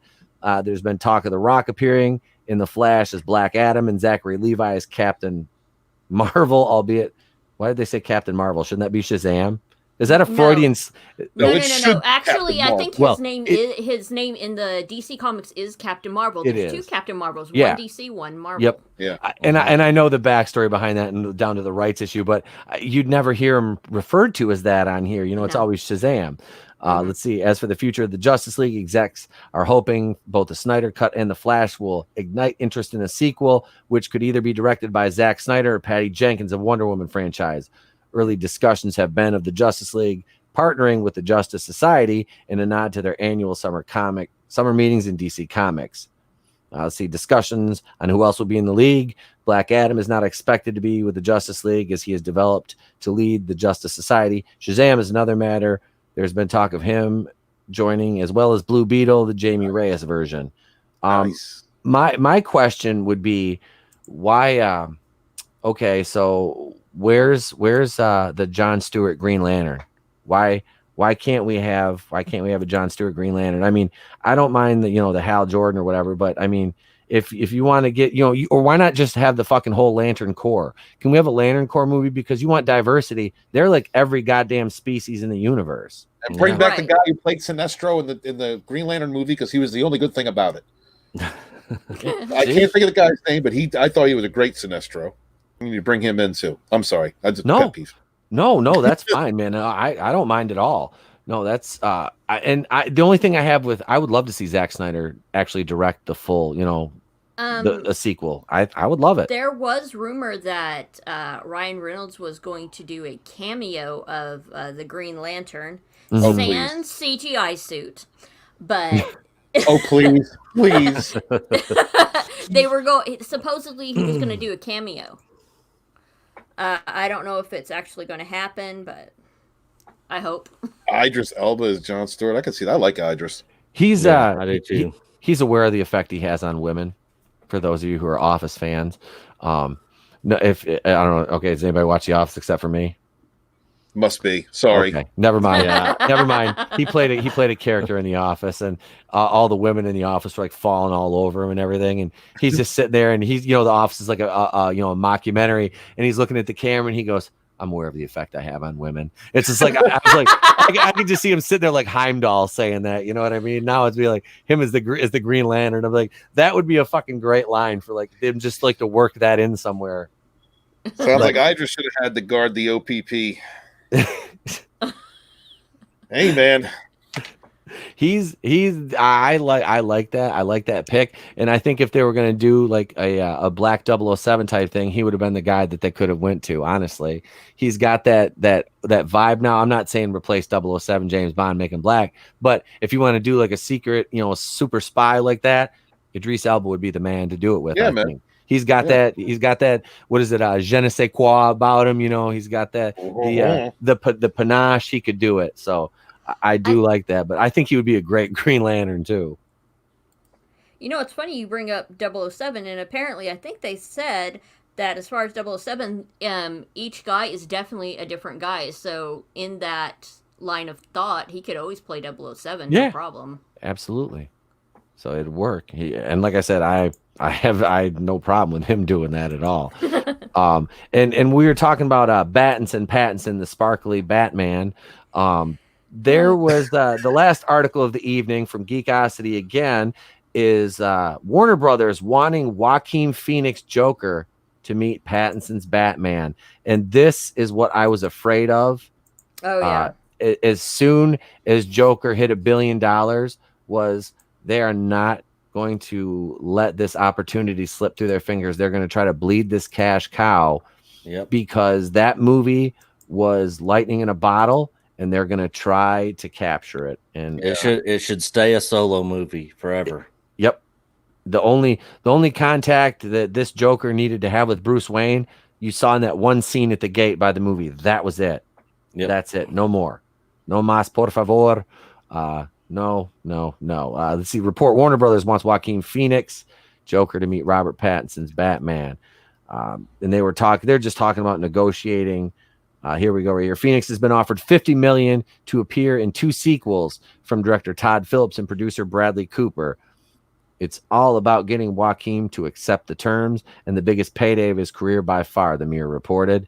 The paper added it's still being negotiated, but the scripts are being written and Joaquin is very engaged with it. Let's see, Mikey's take. I haven't confirmed the offer with any of my sources, but WB and parent companies AT&T are serious about stretching the Joker into a series of films. I'm going to stop right there with this. I don't like it. It doesn't need to happen. I don't see the upside to it. I really don't. You've got Batman, and this is supposed to be Robert Pattinson's year 2 Batman, because it's not year 1. I think it's year 2. So you've already got it there. So why are you going to try? Because they're so far apart in age. If you look at the Joker compared to Bruce Wayne from the movie, it's like, how do you explain that? Yeah, you know, right. I don't. A old man, crippled. Old man. We've had old man Logan. Now we have old man Joker. He's just given up on life at this point. He's just like fuck it, I don't even want to. On his last leg, like he's last hurrah. He's too complacent to even cause anarchy at this point. He's just like an old Jewish guy. He's like, whatever. He's just wearing white shoes and he plays bocce ball all day. Oh my god! He's like my grandpa. I don't know. Okay. So they were going to do something with it after it made $1 million. Yeah. I think that this is a recognition. Okay, aside from the people looking at charts and going, "Oh, look, this made money. We need to do more of this." I think that it has to do with AT&T's relationship with the fans right now. They've given the fans what they want with the Snyder Cut, and they're seeing that fan appreciation is something the fans will back, the customer will back and pay for this product, get excited for it, give them free advertising, and praise the company for doing so. So I think might be their angle going into any Joker sequels. I do think that Nick's right. I do think it's a standalone. It should just be left as a standalone. Agreed. But that's not going to happen. And if they're going to bring it into a Pattinson Batman, then they need to first off have the Pattinson Batman in the past. They don't need to make a modern take on Batman. It needs to be in the past, and to just sync up the ages a little more, because the Joker was older than Bruce Wayne. So I can get, but what we need to make sure that there's not too much of a time differential, like you guys are joking about, rightfully so. So if they're going to do that, and also they need to isolate Pattinson. That universe, they need to isolate it away from the rest of the DC cinematic universe. Yeah, I think they already said that it would not be crossing over with anything. It would be telling its own story. From my understanding, and that's fine if they want to tell their own story. Yeah, that's fine with me. I just hope they do it justice and as best that they can, because I look at Joker. I enjoy Joker in the same way that I enjoy the Nolan trilogy. Yep. The Nolan trilogy is in its own bubble up on a shelf over here, away from everything else, because there's a lot of things in the Nolan trilogy that just do not make sense in the overall scheme of Batman, or who I look to or I look at as Batman. But isolated by itself, it's beautiful. Same thing with Joker. Isolated by itself, I think it's a wonderful film. It should be a standalone and should be over here on the shelf where you can enjoy it and appreciate it and dust it off whenever you want to. But when it comes to the overall universe, it doesn't make sense. At least to me. And am I mistaken here, or is the Pattinson Batman take place in the 80s? If it does, then it's pretty much. I think it's pretty aligned. Because I could have swore I saw that was the time era that this Batman took place in, and if it does, I wonder if that was the case from the start, or if they did it that way once they saw Joker hit $1 billion to try to do this tie-in. That's a good question. But then that gets really confusing. How are they? Because I still want to know how you pretty young.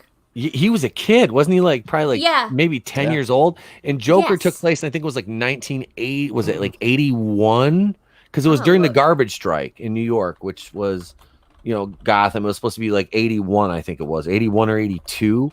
I want to say, but. I mean, Joker was older than Batman, but is he that much older? And like I said, he was probably what is supposed to be Arthur Fleck was supposed to be into his 30s there. Yeah, I would say. Okay, so the movie, it says it takes place in the late 70s, 1970s, early 1980s. Okay. All right. So I mean they'd have to do something with the continuity to approximate the age of Bruce to Joker, because because it would go from something like more acceptable, like 10 years. I would say 10 years. And the article could have said 90s and not 80s. I could be misremembering that.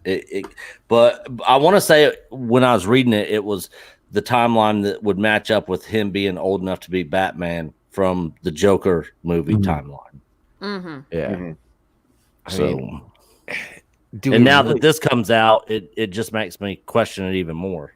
Do we really need to see Batman and Joker on screen together again? It's like no, because I think Heath Ledger did a great I want to job. know if Batman's going to sparkle. That's my question.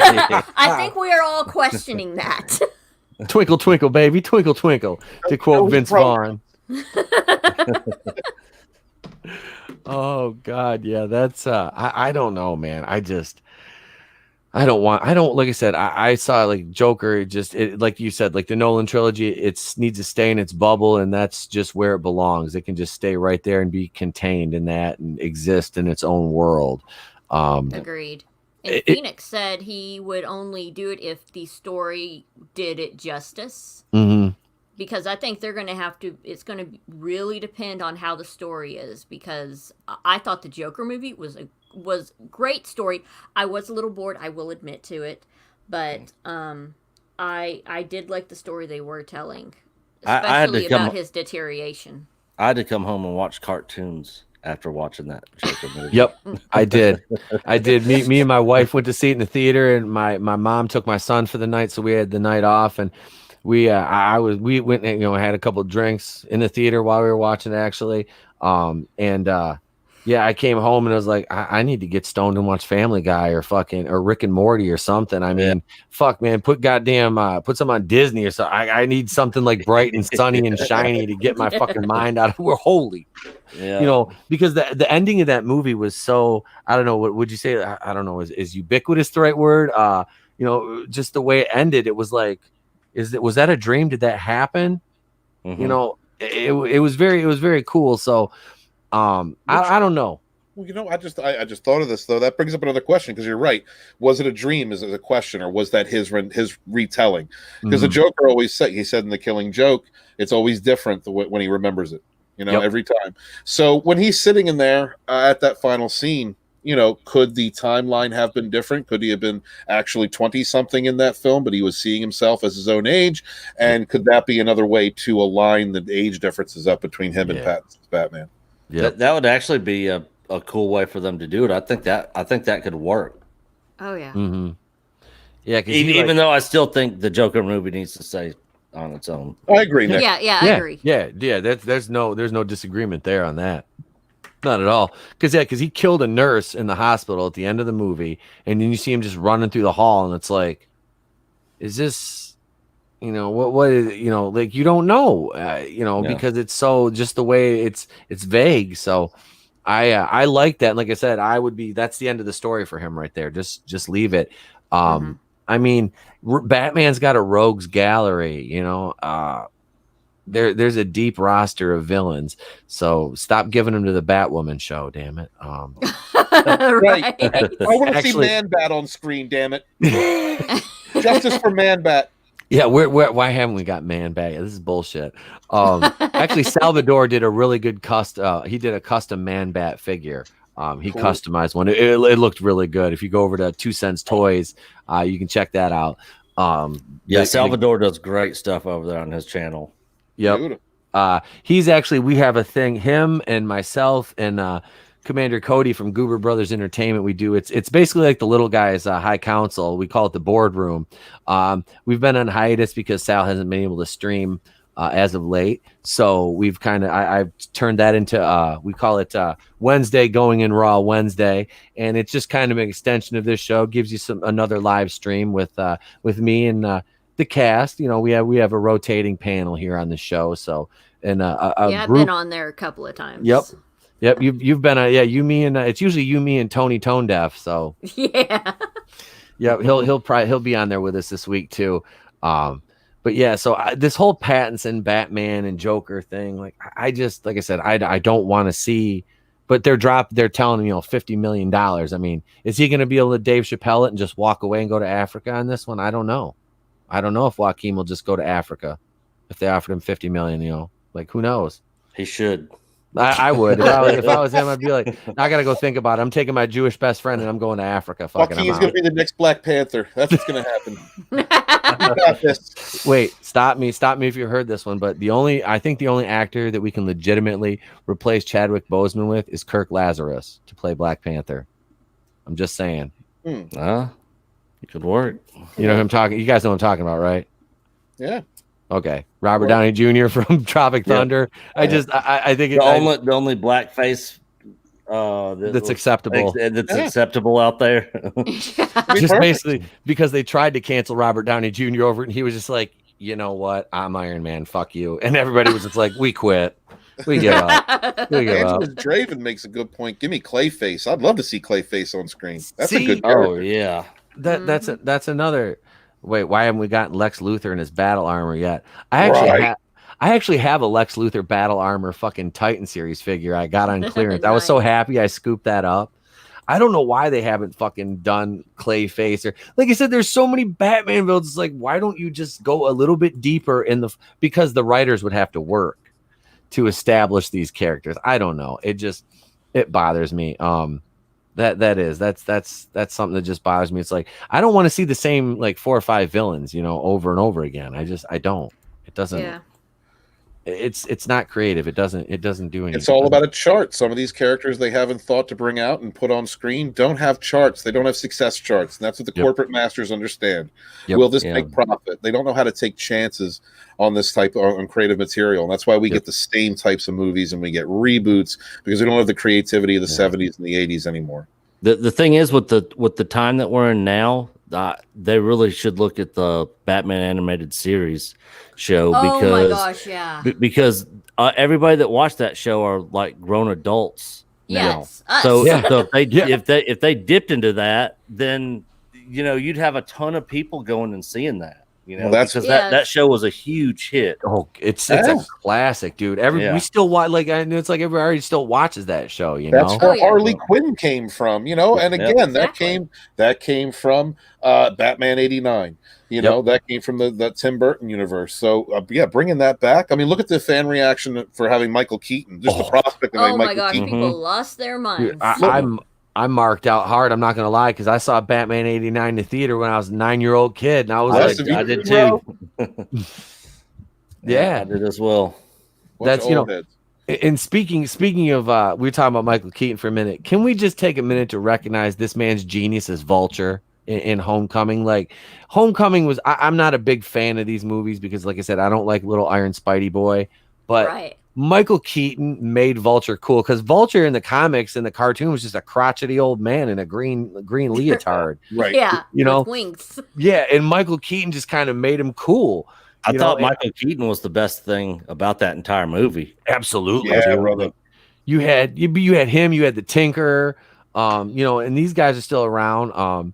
But no, it's like you can see they've been setting up the Sinister Six already, underneath our noses. Oh, yeah. I was really pissed because I was covering a lot of the Avengers shit for pre-Endgame, all the scoops and everything they were talking about after that. Spider-Man Homecoming or Far From Home having a post-credit scene, and instead of what we got, it was supposed to be a reveal of Norman Osborn had just bought Avengers Tower in New York and turned it into Oscorp, and you fucking see, and they kind of pan in, and you have a couple guys from the Sinister Six, and they're like, who's the benefactor? And out of the shadows steps Norman Osborn, but it's fucking David Morrissey, the governor from The Walking Dead, playing him. And I was like, take my fucking money. Dude. And I loved the Raimi trilogy. To me, those Spider-Man 2 is the best superhero movie I've ever fucking seen. Hands down. Great. There's and I love Infinity War. Winter Soldier is my favorite MCU movie, but mine too, hands down. Dude, oh my gosh, that was such a great one. You take Winter Soldier out of the MCU and just make it like an espionage movie, it's still perfect. Yes. It is. That's what I love about it. But no, I think that Norman Osborn, David Morrissey would do a phenomenal job with that. And I was so disappointed when we got, and I love the J. Jonah Jameson character. I really do, because like I said, it's original Raimi trilogy stuff. But, then you got the scene with Peter swinging through with Zendaya. And I was just like, and they reveal his identity. I'm just like, that's not what I wanted, you sons of bitches. I'm right. Like, it's like right here. It's like we were on the verge of greatness. We were on the cusp, like right there, and you fucking ruined it. But no, I don't know. I that's just goes back to my faith in Marvel, But I want to see a Sinister Six movie. I'm like dying for a proper Sinister Six. And I'll be curious when this Venom sequel comes out. If they're Take gonna my money. like, I mean, at some point in time, I mean, are they gonna allow those universes to cross? Because I would love to see They it. have to. They have to. Yep. It was part of the agreement that they had to include Venom in the Marvel universe, the Disney Marvel universe, to get Spider-Man back. Mm-hmm. Oh, okay. I did not know that. Yeah, so they're gonna end up working together, moving forward in the MCU. So they're gonna, Sony's gonna get that money. I've got to do a video, because there was an article that came out about Venom 2, and there's some more images or something that came out, and nobody really I've been shying away from doing the MCU videos on the channel because they don't get a response. So I haven't done them, and it's like I have so much. That's why we usually end up talking about the MCU on the show, is because I've kind of backed off of doing the single release videos. Although Let There Be Carnage looks great, and I'm hoping, fingers crossed, it does at least the same, box office wise, which is going to be a stretch these days. We're seeing what's happening with the box office to get the third one. Yes, I want a trilogy in this because I want maximum carnage. I want to see fucking maximum carnage on the screen. And Woody Harrelson is Cletus Cassidy is just, dude. It reminds me of Natural Born Killers, a movie I grew up watching. Oh God! He's Woody Harrelson. When I saw that and he said Carnage, I was like, yes, that's perfect right there. It's too bad they couldn't. Juliette Lewis hadn't jumped off the cliff. I don't know what she's even doing these days, because she would have been a good Shriek. But they have actually cast Shriek for this. I can't remember the actress's name, but they've cast Shriek. So you've got her and Cletus in this, so they're going to get the little, it's going to be a good movie. I loved the first Venom movie. I really did. And I did too. You were talking about how they're going to correlate it to the MCU, and this is a rumor I heard. I can't remember which one of the sites had it, but they were talking about having the Venom symbiote, not Venom per se, but a symbiote like him in Thor: Love and Thunder, because that's going to be kind of cosmic based, which kind of made me nervous. But at the same time, it's like, these universes are going to cross paths. So how exactly are we going to do it? And, who's going to quarterback this thing? I like I said, I love the Venom character. I really do.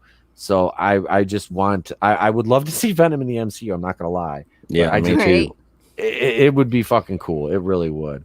And I've kept you guys a lot longer than I said I would, and I apologize for that. But man, this show's been great tonight. I've enjoyed it. I do have me on, ETEP. Oh man, thank you, Nick, for coming on, and Steven, thank you. I appreciate you guys coming on so much, and Phalon, as always, thank you. I appreciate it. No problem. Go ahead. I'm going to give you guys each a spotlight. Go around and tell everybody. Your channels are all in the description, but tell everybody what your channel is, what you do, and what you got coming up.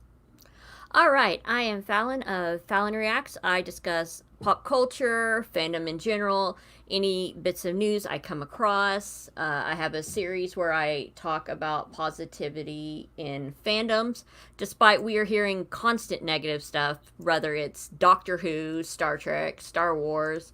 I kind of bring a lighter side to it. And I also am the host for the Fandom Collective podcast, which you can find at anchor.fm/Fandom Collective. I am typically joined by my co-host, Flipped Out, which y'all should absolutely check out. You can also find it on Spotify. Excellent. Thank you. I appreciate you coming on, Phalon. And next, author Stephen Walton. the Fandom Menace historian. Thank you very much for having me tonight. It's good to get out of my own. I tend to travel in the same circles just because I'm get used to certain people, and it's nice to see others and to be on the same panel as Geoff the Ironwolf. That was awesome. And Nick, Echo Based Network. Channels that I have been listening to, people that I've looked up to over the last year and a half that inspired me to create my own channel. Hail to the Fandom Collective. I'm glad to see Phalon working with my boy Flipped Out. Love those guys and what they do over there, trying to bring some light into the fandom, trying to bring people together, which is just what we need right now. So hail to y'all. I am currently working on the Fandom Menace Volume 2. The Indiegogo for that is going to start October 1st. Got some wonderful contributors to the Phantom Menace Volume 2, such as Stephanie's Janisik Smuggler's Cantina, Jesse Milestone of Mindless Entertainment, Lord Doomcock, and someone else is going to be joining, and I'm going to announce that when we begin. It's a name that you all know, respect, and someone that I have respected, and who has inspired me as a writer. Also have chapters highlighting McRandom 42 and the Gospel According to Mark with a C, as well as Kathleen Kennedy's woke audience in the direction of Disney Lucasfilm in the year of 2018. I look forward to presenting that material to all of you. Thank you very much. And thank you to everybody in the chat for being here. Hope you hit that like button on the way out. Hope you shared the video out. And if not, share it now. Share it to somebody that might enjoy watching it in the future.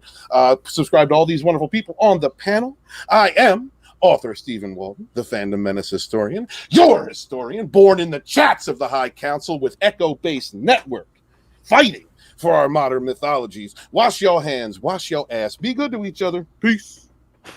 Thank you, sir. And I will definitely be back in that Indiegogo campaign. Thank you, brother. 100%. You're welcome, man. Thank you for coming on. And last but certainly not least, Nick from the Echo Based Network. Again, like the beginning, how do I follow up Steven on that, you know? Just yell, Nick. Just be like, ah! But anyways, yeah, I'm one half of Echo Based Network that I do with a good friend of mine that we've been good friends and became friends over Star Wars in middle school. And we do mainly Star Wars content, but we hit pop culture, comics, sometimes sports stuff. We keep that limited, but because that doesn't get any views. But we're most well known for our Phantom Menace sequel trilogy documentary narrated by Doomcock, and we're working on our next project, which is the Rise and Fall of LucasArts and all the LucasArts video games narrated by Mauler. Oh, looking forward to that. That's awesome. Yeah, and it has been a pleasure being on here. This is my first time on with all three of these guys, and it has been great. And I just thanks again for having me on here.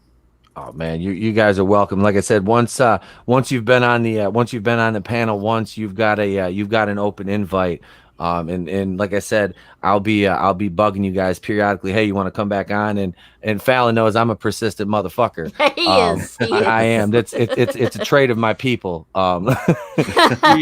We do that. But no, man, I've truly enjoyed this. I've had the pleasure of streaming with Steven before over on Nerd Talk on the Fandom Collective, which I'm also a part of. I'm double dipping. I'm in the Fandom Menace and Fandom Collective because they're both good groups of great people who I've been had the pleasure enough of getting to know over the last year and a half since I started doing this wacky YouTube journey that I'm on now, post professional wrestling and DJ career. But so that's why I say when I am the Fandom Menace People's Champ, I've got the title. Ain't nobody going to take it from me.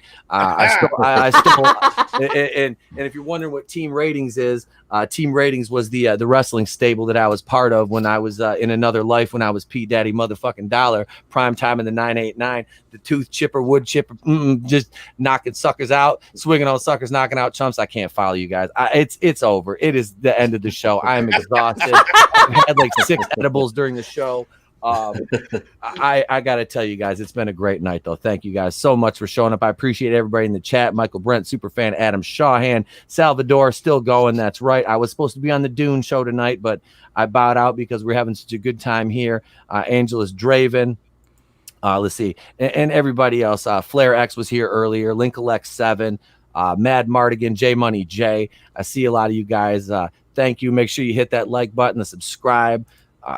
We're at 326 right now. I don't know how I even got to that, but thank you. You guys must like what I do somehow. And let's see, you're talking about your most like videos. My most viewed video is called Pixar Moms with Dump Truck Asses, which is around 7,600 views. That's right on my top videos. Wow. Go check that out. Me and Salvador collaborated on that. and I've got another collaboration coming up with my man Flipped Out. And all I'm gonna say is you'll be seeing my Russian alter ego Yuri Grabovich. He will be involved in this video coming up with comrades. I feel rookie critic. And I'm doing some voiceover work for Rook on a couple of his projects coming up. All I can say is that I do the voice of an Emodian, or should I say Tomodian. Oh, nice. So yes. So I've got some vocal stylings there. I can switch it up to Cleveland Brown if you want, you crazy ass crackers in the fandom menace. But no, really, thank you guys all. It's been a great night. I'm Itepukuin of the Place to Be Reviews. I have been here with all of yous, and remember, if I don't see you, have a great day and a pleasant tomorrow. We are out like